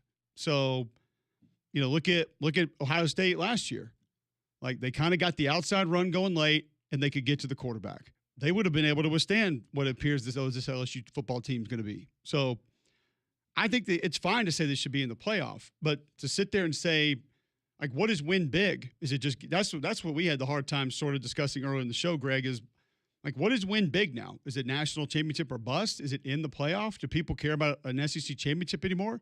That's what I don't know, is that where fans are drawing the line on satisfactory for any of these teams, Auburn, Alabama, LSU, Georgia, Clemson, Tennessee, Texas. I don't know where that is, because it feels like we've been in a national championship or bust society, and that's been growing and growing for about the last decade. And now that conference championship games are beginning to lose a little bit of their luster, I feel like we may be seeing that maybe more so than we ever have in our lifetimes. Fair, but I also think it's very much dependent on the product that you put on the field. So if, for example, you come out like gangbusters and you just run roughshod through everybody in your regular season, and you're sitting there and you're 11-2, and you won your league. Like, for example, Arizona State fans remarkably happy and content with where they ended up last year playing in a quarterfinal game. I think Texas fans look at last year and are disappointed because while making the playoff and winning 2 games was awesome, it felt like that was a roster that could have gone the distance. I think you look at a team like Ohio State. Had they lost to Texas in the national championship or in the semifinal, major disappointment, right? Because that was a team that could go and win the national championship. Whereas you look at a team like Notre Dame, who didn't win the national championship, their fans are over the moon because what we saw on the field throughout the regular season would not have necessarily told us, yeah, that's a team that's going to go finish second in college football this year. So I think it depends a little bit based on what you show. If you look the part and your fans can recognize that you look the part, then the expectations adjust and change as the season goes along. Yeah, it's fair. And I Like, think part of it, too, is who you have been, like, historically. Yeah. Alabama fans, for example, like, there's going to be a different expectation there than South Carolina fans. There just is, and for good reason. But, yeah, that's also going to play. There's a lot of things that are going to factor in, but I think it's super intriguing because when you flip it right now, you could say, okay, well, we also have 12 teams getting into the playoffs. There's no excuse we should make the playoffs now. When there were 4 – and you won an SEC title or you won the division, you could say, yeah, okay, like just barely on the outside looking in. And that's where I think the part of what Marcus is saying may be accurate is that if you don't get to the playoff, I think fans are going to start flipping the script a little bit and saying, there's 12 teams in there. We can't make that, regardless of how it's seeded or how the automatic bids or qualifiers go. Like that, I don't think that they'll care about that. I think they'll look at it as there were 12 teams that had a chance to play for a title. We weren't one of those. We got problems, and they're going to be upset. So, and you just wonder what the value is of a conference championship game appearance or a conference championship game win, because it's probably not going to be what it has been in the past. But we do know how to add value here on the show, and that's with our friend and wealth advisor, Tad Hill, your trusted retirement planning partner. He's the co-host of the Retire with Freedom radio and TV shows in Birmingham and Huntsville, and has been designated by Forbes as the #1 financial securities professional in the state of Alabama multiple years running. Tad, what do you have for us today? What I'd like to talk about today are 2 very specific retirement planning challenges that most people are going to have these days. And that is, when do you take Social Security? When is the right time for you to do it, your spouse to do it? And also, do you have a pension decision to make? Now, not everybody has a pension decision to make, but if you do, and you're trying to decide, do I take the annuity? Do I take the lump sum? If I'm going to take the annuity, do I do 100% spousal, 50, 0%? And then just the whole decision around how do I make sure that these sources of income are augmenting my retirement the way I need them to. And then we've got to figure out how to take your savings and turn that into the income that you need to add to those other sources. We can help you figure these things out. I would encourage you to come to a course or come in for a visit. The way to do that is to text Jox at 205-988-0006. That's 205-988-0006. This is a paid placement. Investment advisory services are made available through AE Wealth Management. For more information about Forbes rankings, visit Forbes.com.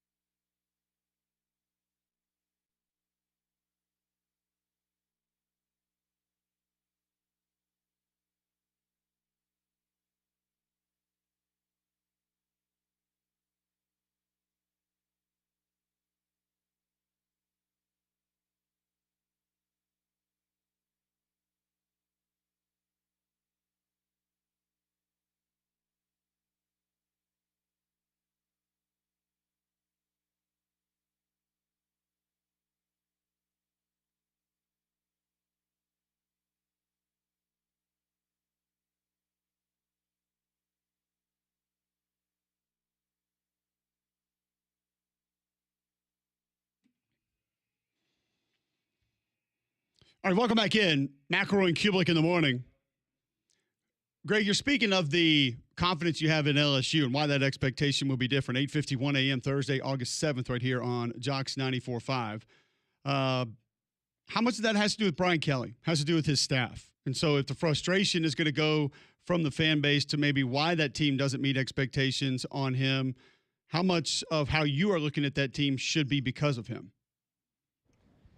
Well, I don't think it's as much about Brian Kelly. It's more the circumstances of Brian Kelly's tenure. Like, it took him a couple years to get the defensive coordinator right. I think he has gotten the defensive coordinator right. Are we on the same page? Like, we're both believers in Blake Baker and his system. Absolutely. Okay, so, like, that goes without saying, but that's a very different style of defense than they played under Matt House. So it's going to take a year. And while they improve statistically from year 2 of Brian Kelly's tenure to year 3, it still was not a well-oiled machine defensively, not yet at least.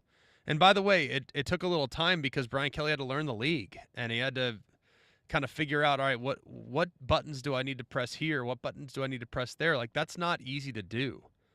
So I think it took a little time for him to kind of learn the league.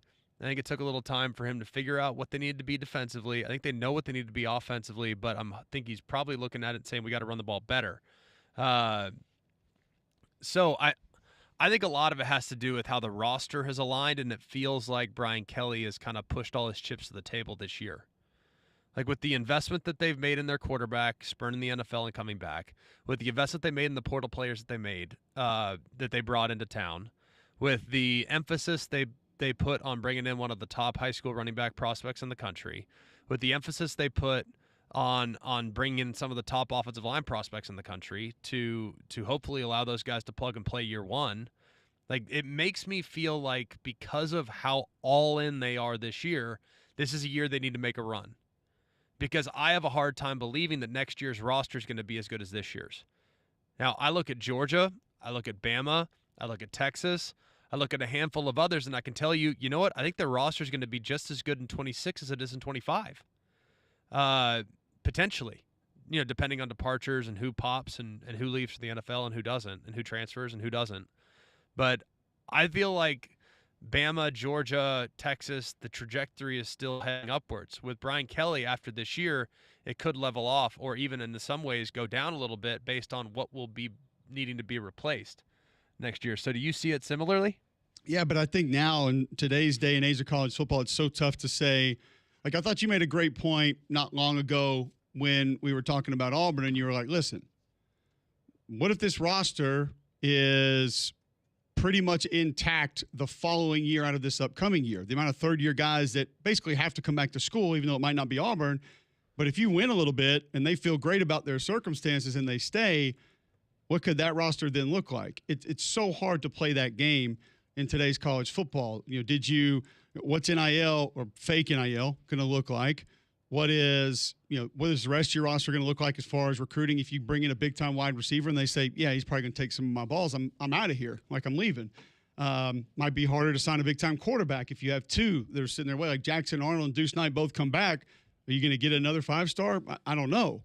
So it's so hard to play that game of who's going to be on that roster the following season. But I do think it's interesting for you to look at it that way. Like with LSU, you can say your time to win is now. And that's one of the other reasons that my expectations are sort of higher than maybe where they should be, or where a lot of people have them is because, like you said, I look at it as this is you got to win big this year to maybe give yourself that mulligan the following season, because that roster is not going to be close to where it is right now.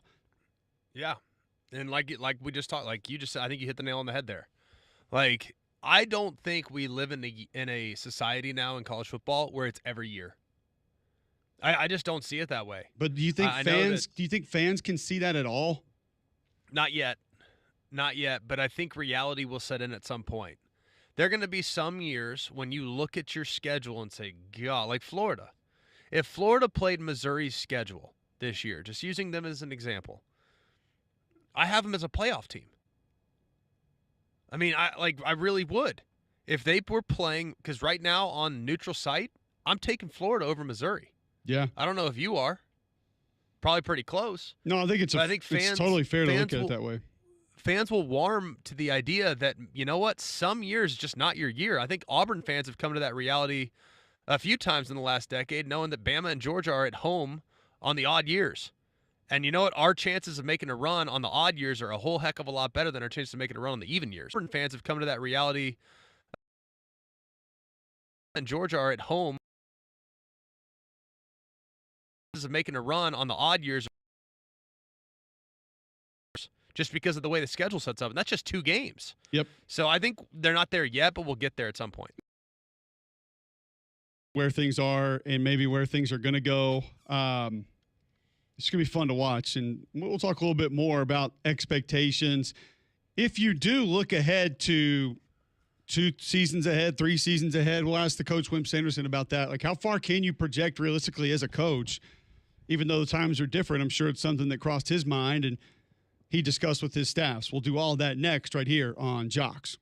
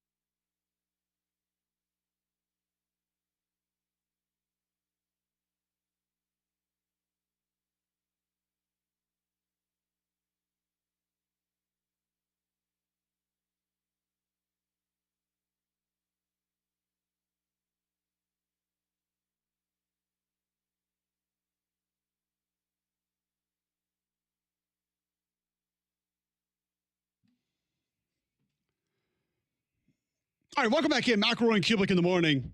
9 o'clock right here on Jox. Got the whole band back together, sort of. Greg in Dallas. You haven't told us why you're in Dallas. What is this your annual friend trip in Dallas that you do? No, it's McLaren. No, that was a while ago. Yeah, I'm going to see McLaren. Just wanted to come hang out. No, I'm speaking at church tonight in Forney, Texas. Going to go speak to a lot of high school kids and middle school kids. Talk about faith, talk about football, talk about the upcoming season, and have some fun. So it's been great. It's good to be back home, but I've never been to Forney, so I'm looking forward to that. How It's far out about of Dallas 40 is that? minutes Okay. east. 40 It's minutes about east. 40 minutes southeast of Dallas. Gotcha. Okay. South of Dallas or south of Fort Worth Dallas. or Arlington? Because those are 3 different cities, according to you. No, Arlington is due west of Dallas. Fort Worth is due west of Arlington. But yeah, Forney is about Due west. know What do you about like, Magellan? well, it's like you have to speak in. Yeah, you take guys walking 732 the Oregon paces Trail? west. As the crow flies. Yeah, we're hunting oxen There on the you go. Oregon Trail right Okay. now. But yeah, you just head west as far as the eye can see, and you'll find yourself Arlington. Oh, let's welcome in the coach, Wim Sanderson. He joins us each and every week thanks to our friends at Coke and Piggly Wiggly.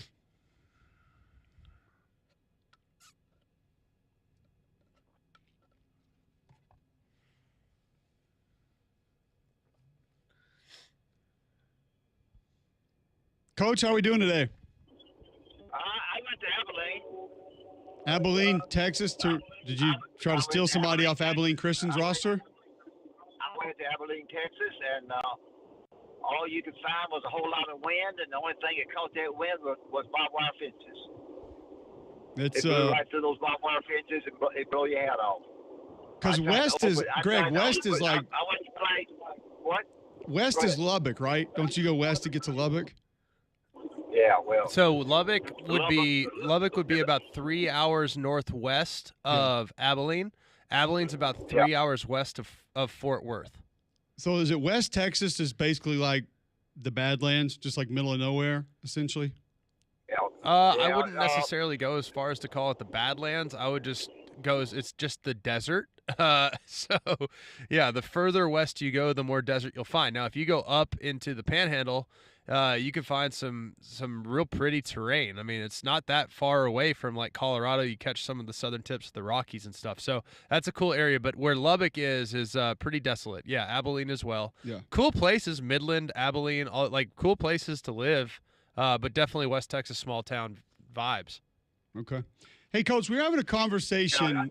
We were having a conversation earlier in the show about kind of how we have to view college football and some of these teams and whatnot. And Greg brought up a good point about one of the reasons he thinks LSU needs to win this year and will win big this year is because of what the roster will look like the following year.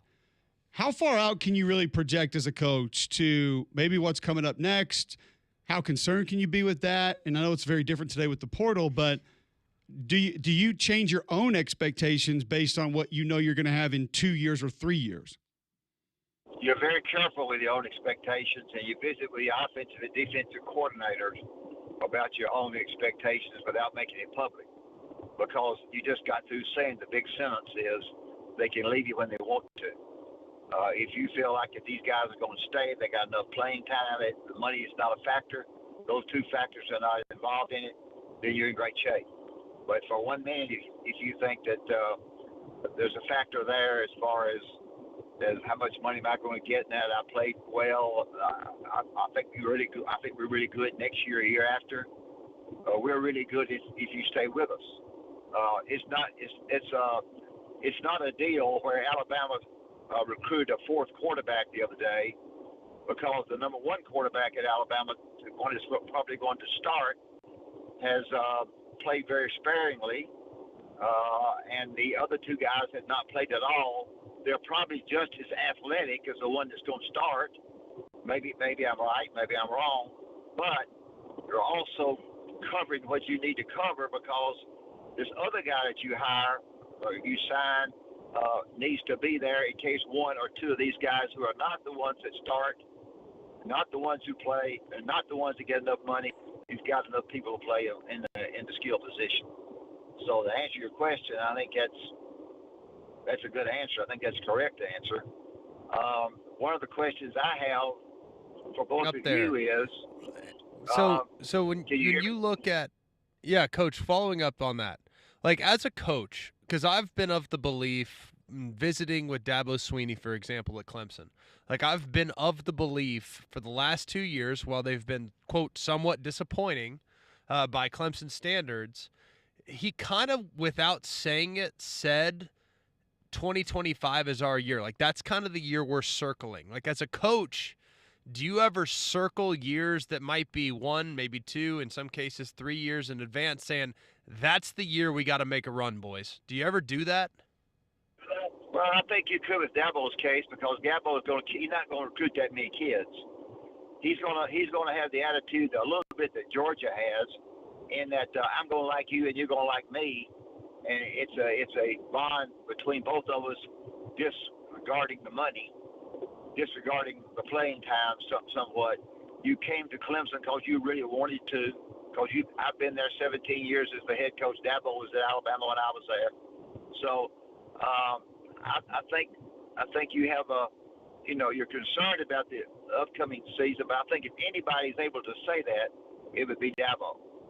You take this game in a couple of weeks. Both of you tell me, if a beat down by one of these teams is that going to be transfer city? If somebody wins this game 21-0, whether it be Ohio State, whether it be Texas, but whoever it is that going to be it? Would that worry you, either one of you, as far as I'm moving on type situation? Because I think that's an interesting question, because I know the coaches pick the teams, and sometimes the coaches don't even vote. They have their SID vote.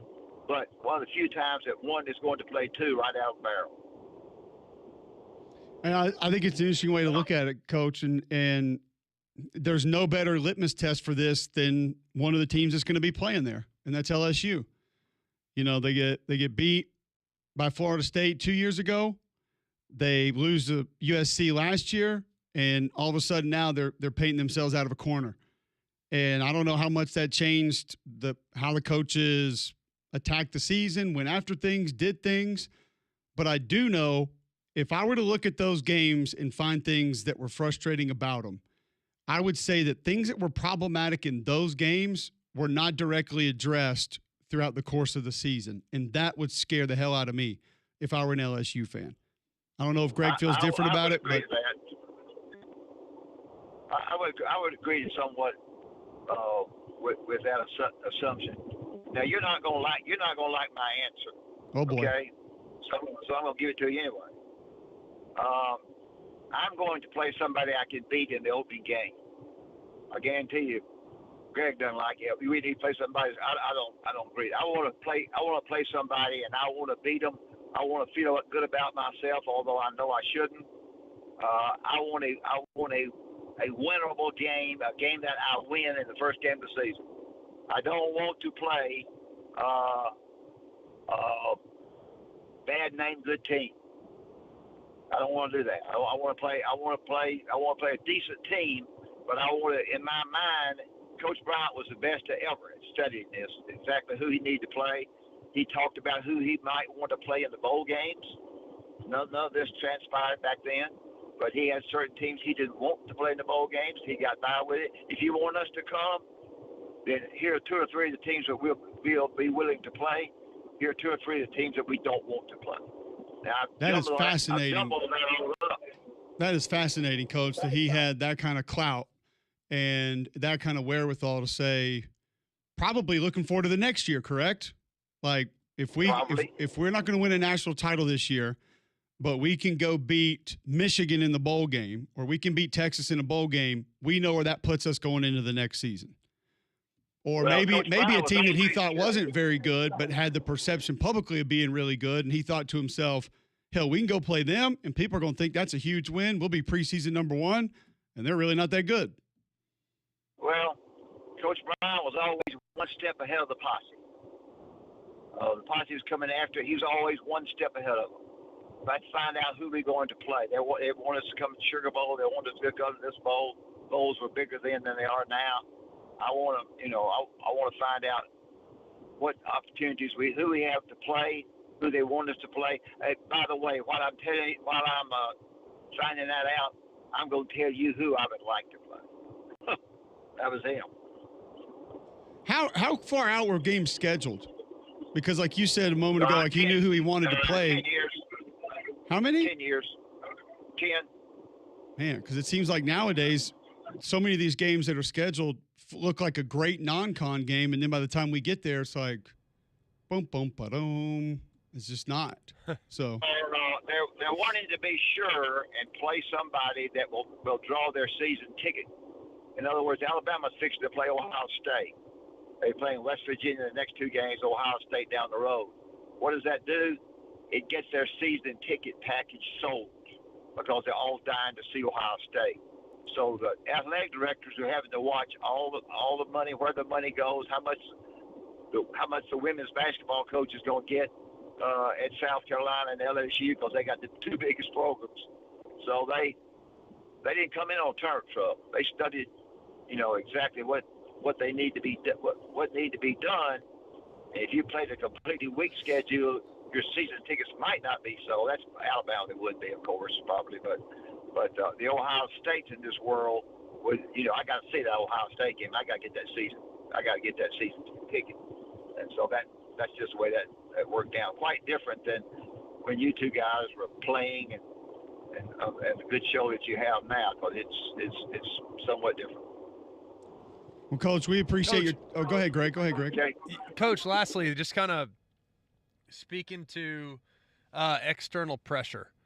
And just we've talked a little bit about Brian Kelly and how he needs to win this year, and Dabo Swinney, how he needs to win this year, how James Franklin needs to win this year. Like, as a coach, like, how aware are you of external pressure? Like, do you even pay attention to it? Do you care? Like, how does that affect the coach? Oh, I'm aware of it. All the coaches who've been at football at LSU outside of Charlie McClendon, and neither one of you were even born when Charlie McClendon was there. They've always had a person come in that you didn't know about, you weren't sure about, that was a little bit of a character that your fan base wasn't real sure about. Charlie McClendon he's a good friend of Coach Bryant's, and I think maybe he worked for Coach Bryant at one time. You don't even know who that is, but anyway. I think you're aware of it. There's no doubt about it. You're aware of it. You want to do a good job in order to beat some people.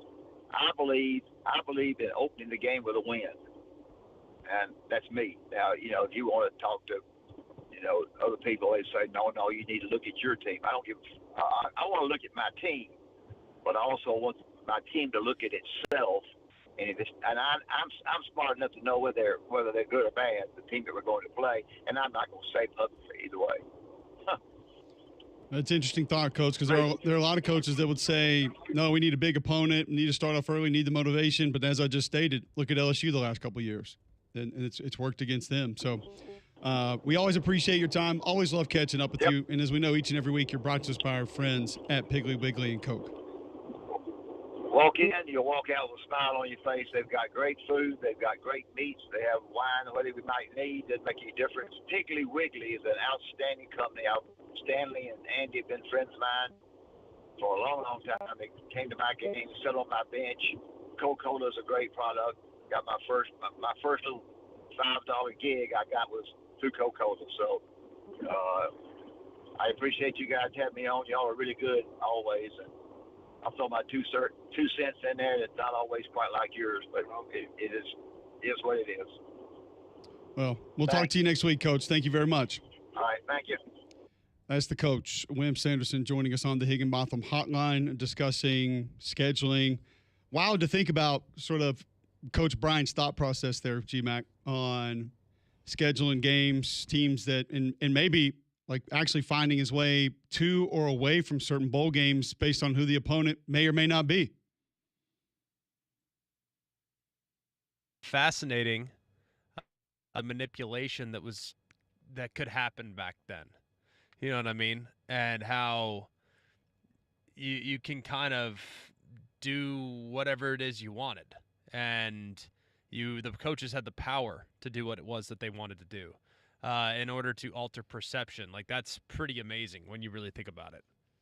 Shocking. Right. No, it is. Yeah. Also amazing. Well, it kind of goes back to just kind of old school college football, of where a coach could sit there and say, and I'm sure that there are conversations like this, like, you're talking to your AD or whatever, or the league now decides where a lot of teams go, and they're saying, hey man, if they're going to have if they're going to have Purdue in there, like, why are we doing this? Like, but if we got Michigan or, a down Ohio State team, like, yeah, get us in there. We'll go show up for that one for sure. So I don't know how much it works that way anymore. And then too, as Coach was talking about, your mindset's different. Some coaches just want to win a bowl game because they know they need it for job security the next year, the next few years. They can get that on their resume. Hell, maybe even the bonus they're just looking at. I mean, you never know. There's a lot of reasons that go into some of these things. Want to get back into our conversation surrounding LSU, some expectations. Also, there's another very interesting move that's happening at a different athletic department in the state of Louisiana. I'll tell you what that is and ask you what you think it means next on Mac and Cube in the morning.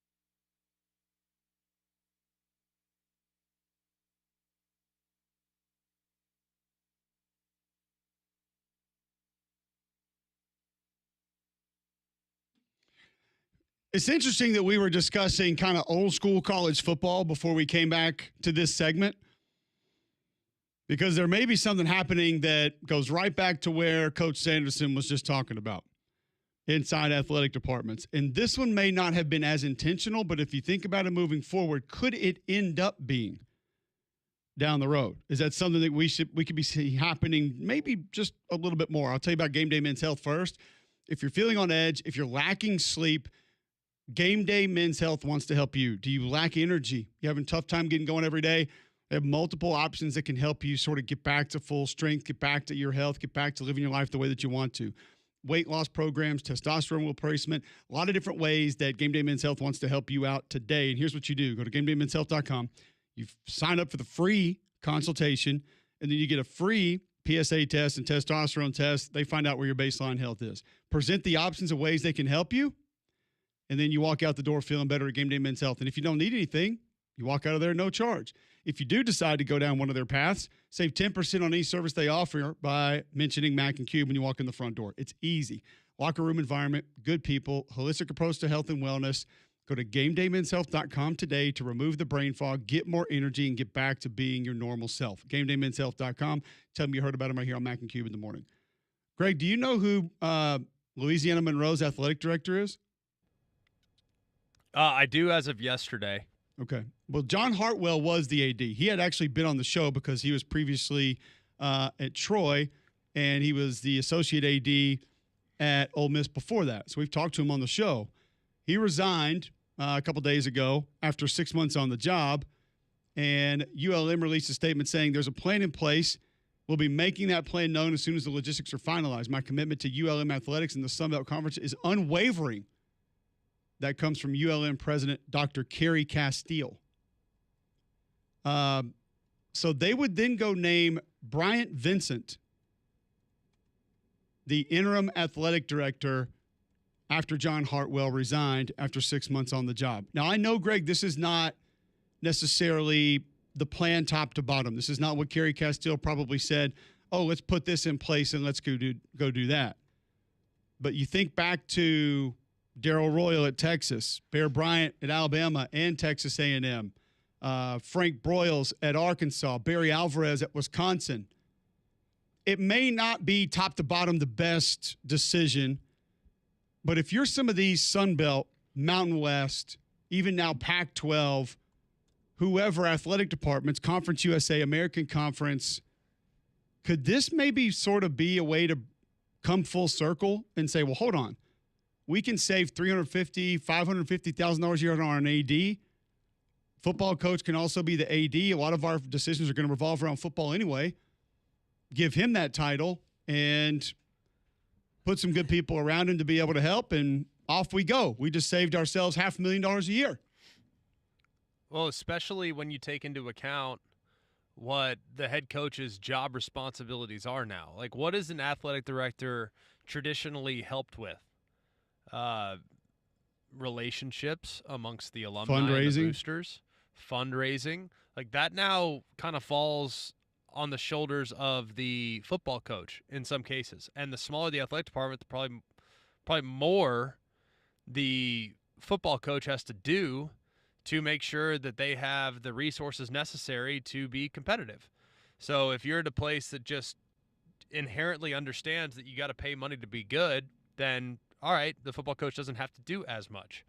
But if you're at a place where you actually have to like go out and generate interest and be seen in the community and serve as a little bit of a figurehead, like, yeah, I can understand the point completely. So yeah, I could see this becoming a little bit more mainstream.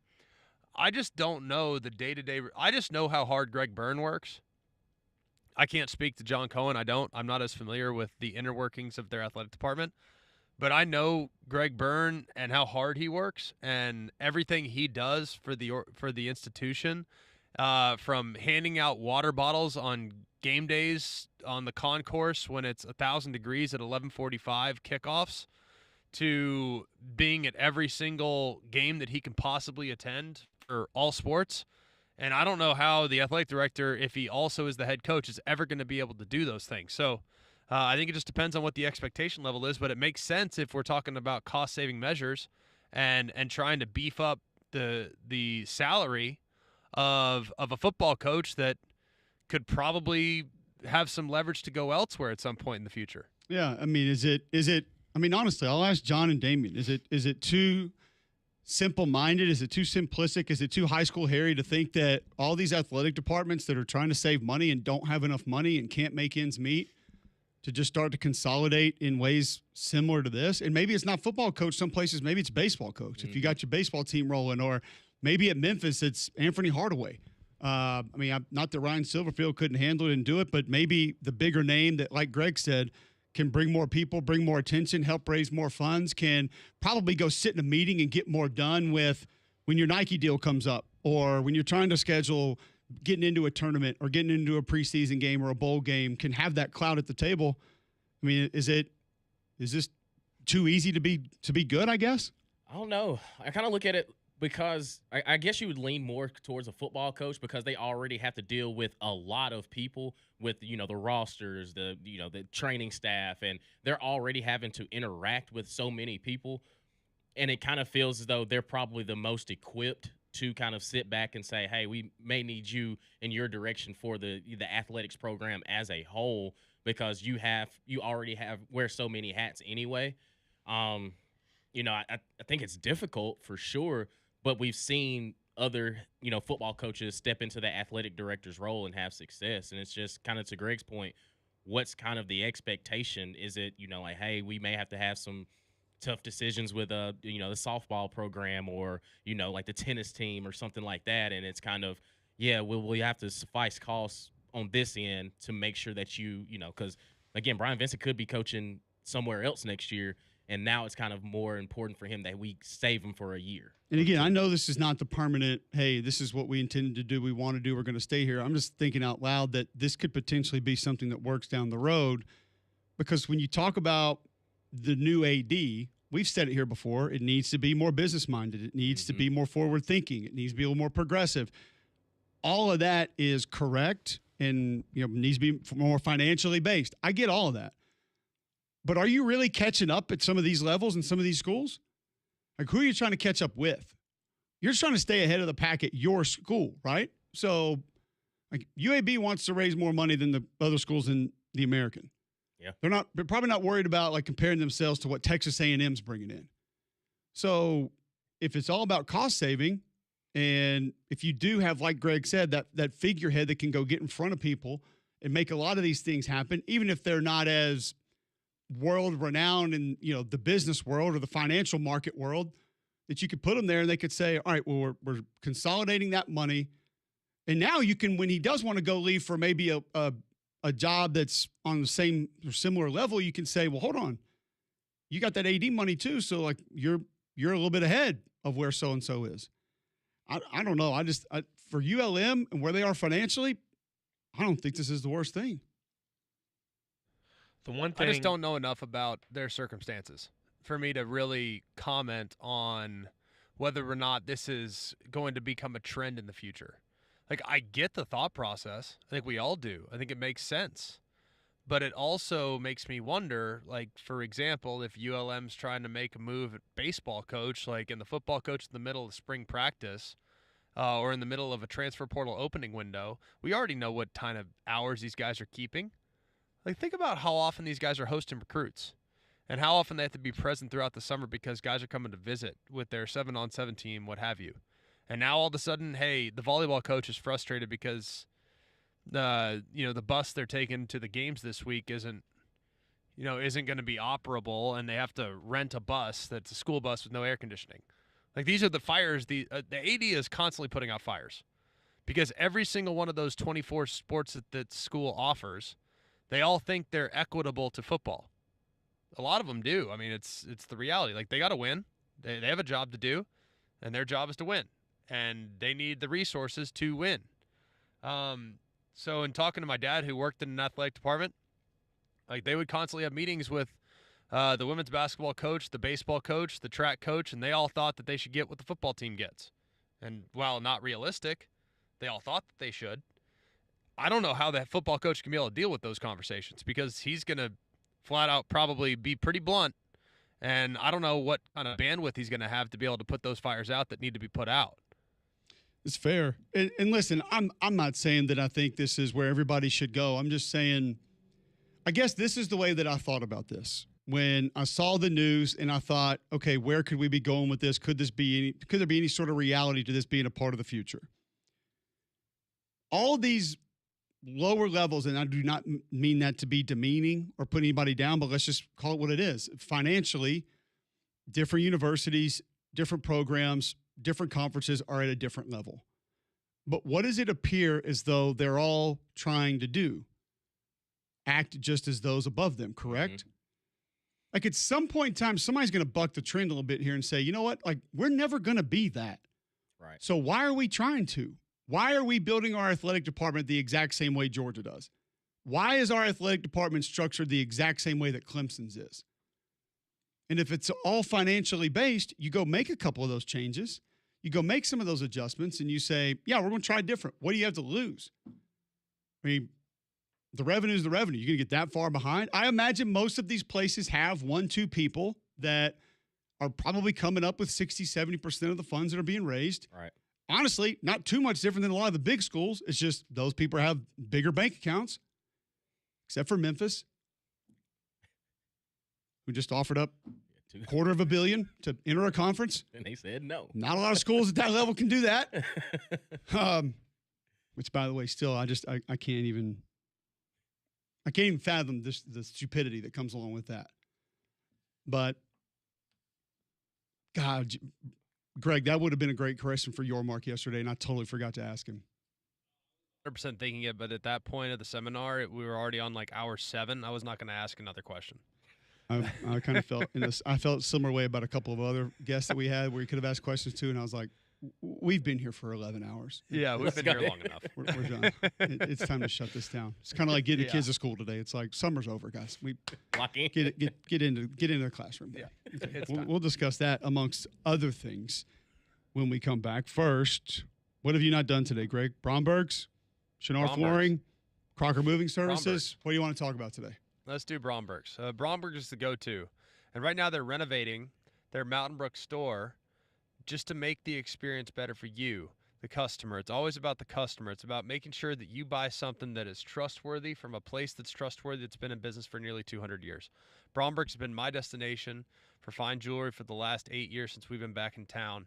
I've never had a bad experience, and it's the only place that I would shop. And they have multiple locations. The sales staff is so knowledgeable. They're so helpful. They can get you pointed in the direction of things that will last a lifetime, and in some cases multiple lifetimes, because when you buy these things, you're buying them for multiple generations. These are generational purchases that you want protected, and Bromberg's will help you through that process. So go and check out Bromberg's in Mountain Brook Village and at the Summit. All right, when we come back, we'll talk back to school, and we'll talk some more SEC football next on Jox.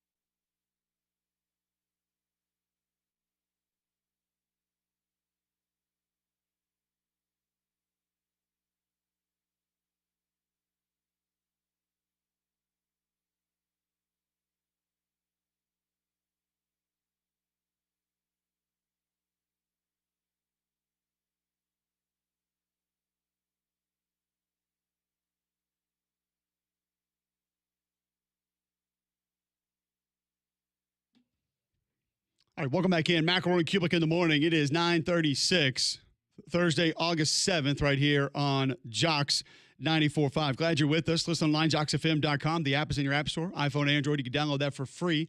Listen on the go. Also, watch us live on YouTube each and every morning. And then, if you need to go back and watch it throughout the course of the day, show lives there on YouTube. You can go back and check it that way. All right, Wilson Alexander covers the LSU Tigers. And, Wilson, we've been kind of kicking around Marcus Spears' comments a little bit earlier in the week, just that if you look at this LSU program, where they are, that if things don't go well, this fan base is kind of ready to turn on Brian Kelly. I'd just be interested to get your thoughts on that statement, where you think the temperature of the fan base is right now for he and his program.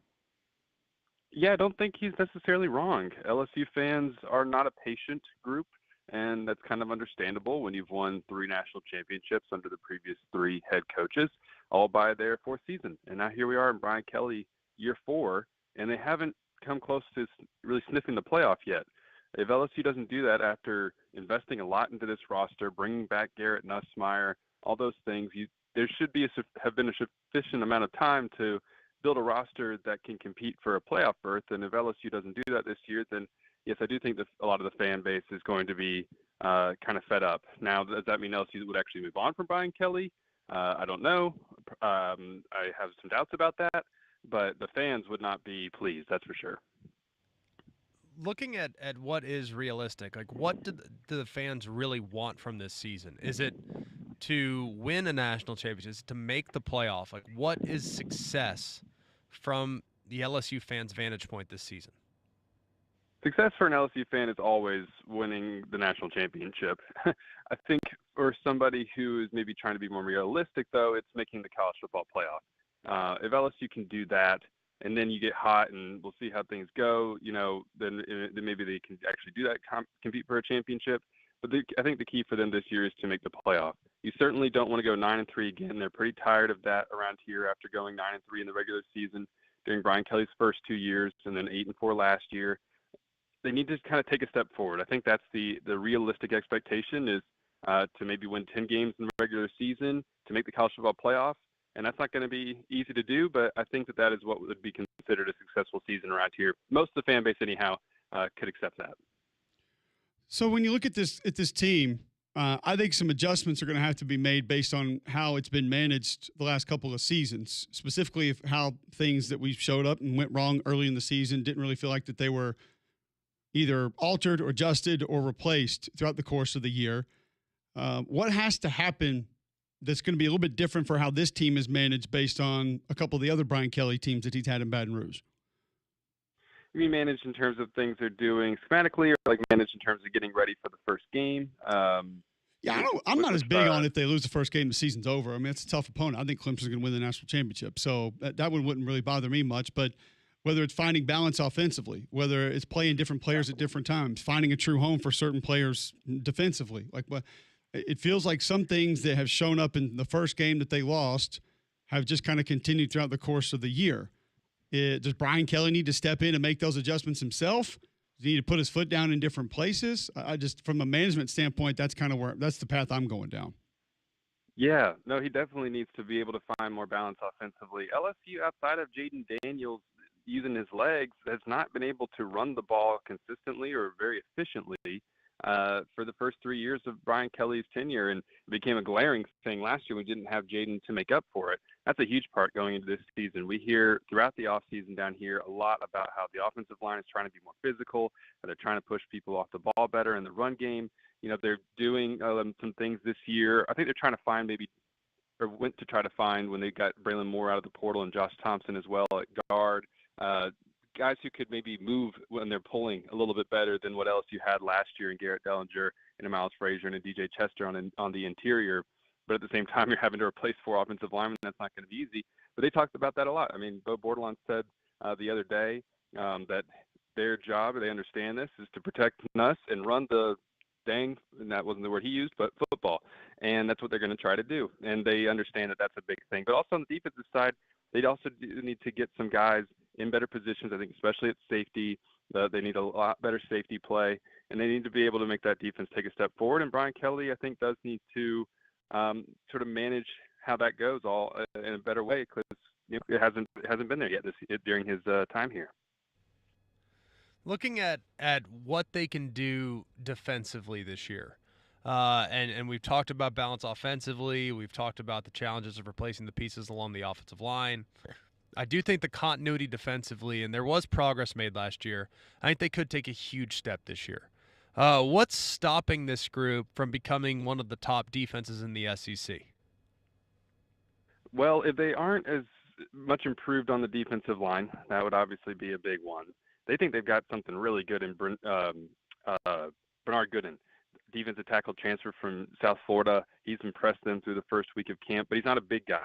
Like, you need run stoppers there in the middle. They need Dominic McKinley, the second-year tackle who's 6'6" and max squatting 650 pounds. They need him to be able to do that. And they also need some of these other guys like Jacoby and Guillory's coming off of an ACL. Some of these big guys that they have on the line, they need to be able to stop the run. They need to be able to set the edge better. Jack Pyburn from Florida is going to be a big piece of that. That's a big thing for them. They have to be able to stop running quarterbacks. We saw that glaringly against South Carolina and Texas A&M and Alabama last year, that LSU wasn't able to do that, and they've got some more on the schedule this year that they're going to have to deal with.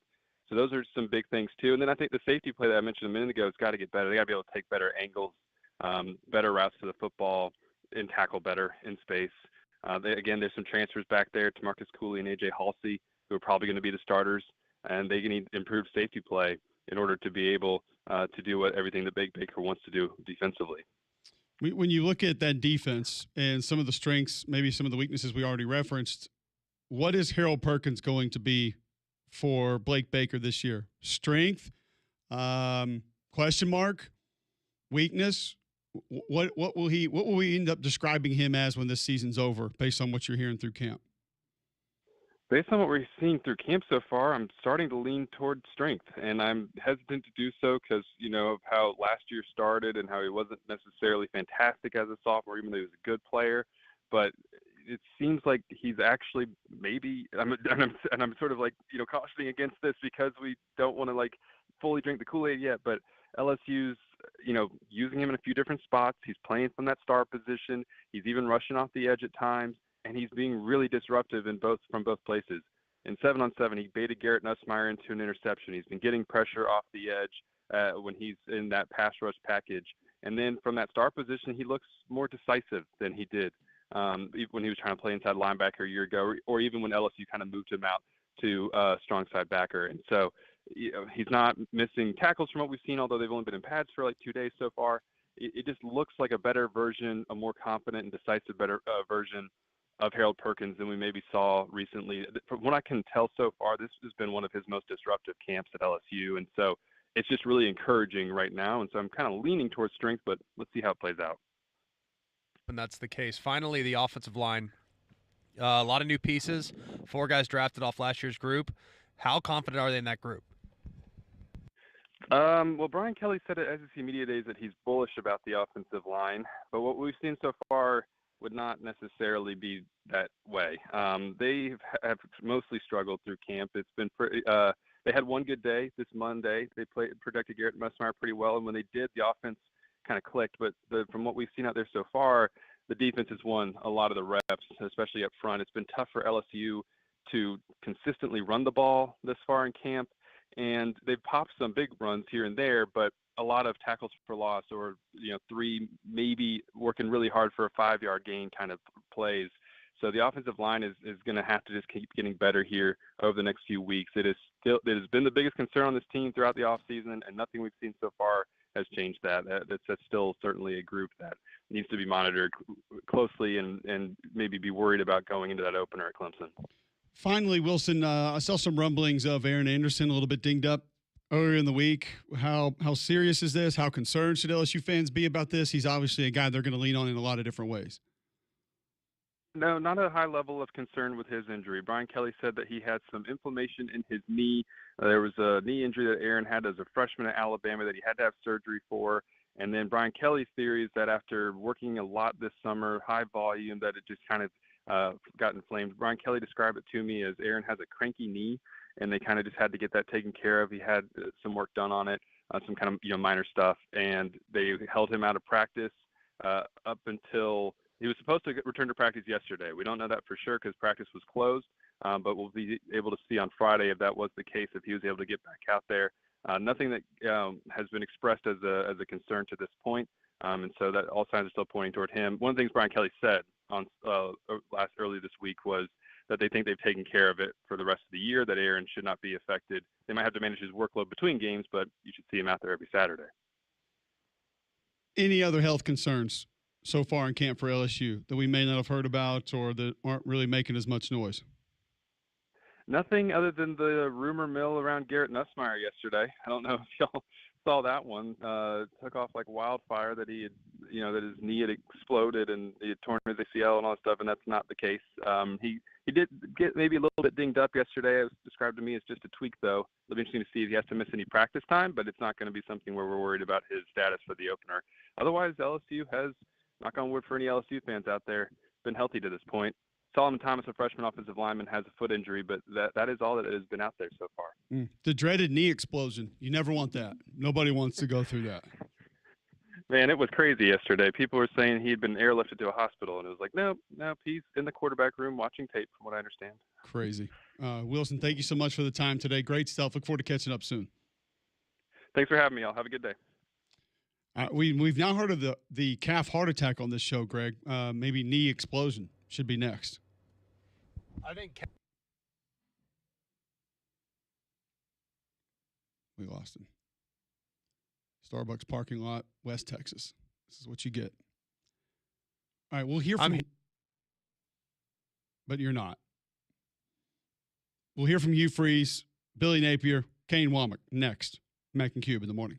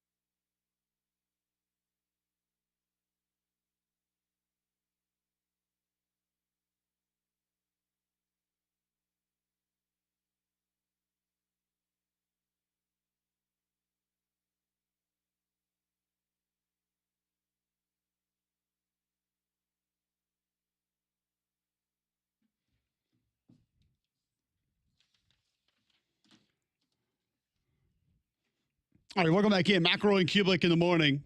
Some Auburn updates quickly. Hugh Freeze a little disappointed with Wednesday's practice, saying the energy wasn't where it needs to be. You would think we would have, a little more energy. I would hope.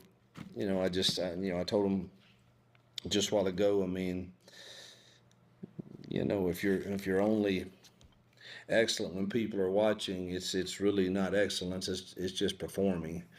There were spurts of practice that were really good, and then others that I thought we just kind of got through.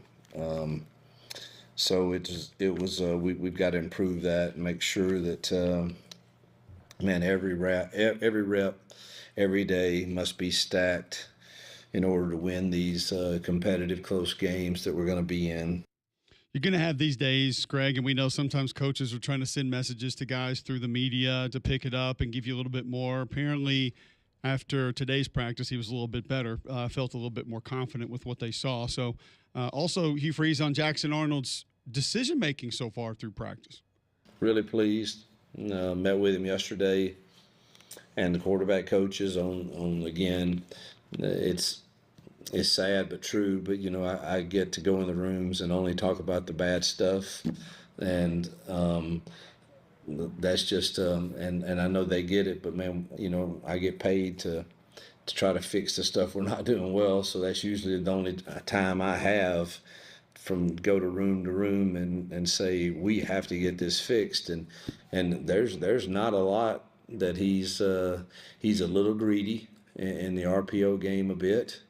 But I think we can get that corrected pretty simply, and I don't think he did that today. After yesterday's meeting, I don't remember a single one that he tried to force and make something happen.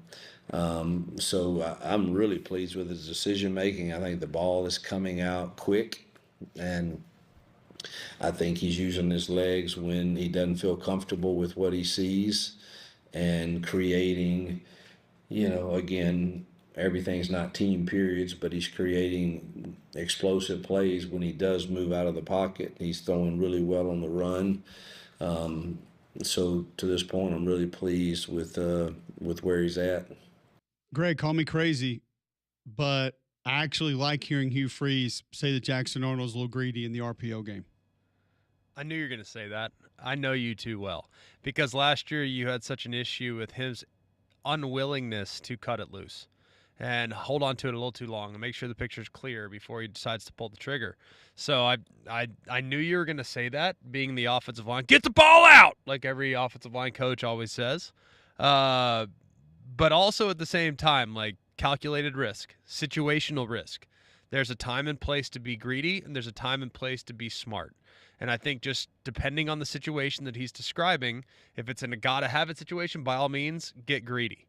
But if it's in a situation early in the second quarter, no need. Just live to take the check down, play the next play, and go get them the next time. So situational greed is perfectly fine. But at the same time, let's not get carried away. I'm with you. But I just, from a general standpoint, where he was, what we know needs to be repaired, hearing that he's attacking a little bit more, that raises my level of confidence right now. And yes, that could be, something where it has nothing to do with the season. It has nothing to do with where we go, how things look. But right this second, with what we know needs to get created and sort of rejuvenated inside of him, I'll say that's a plus for Jackson Arnold already through camp. 100%. And also, too, the fact that the defense is covering the RPO game. I mean, that to me is also a good thing. You got some new pieces on defense, some guys that are changing their roles. And guess what? Covering and defending RPOs is hard. And if the defense is covering them well, that's a pretty good indicator on that side of the ball as well. Absolutely. All right, so appreciate Wilson Alexander stopping by, talk some LSU. Tomorrow, we got Trent Dilfer. We're going to talk UAB's camp so far. Andrew Bone going to join us, talk an article he's got up on a certain Alabama defender right now.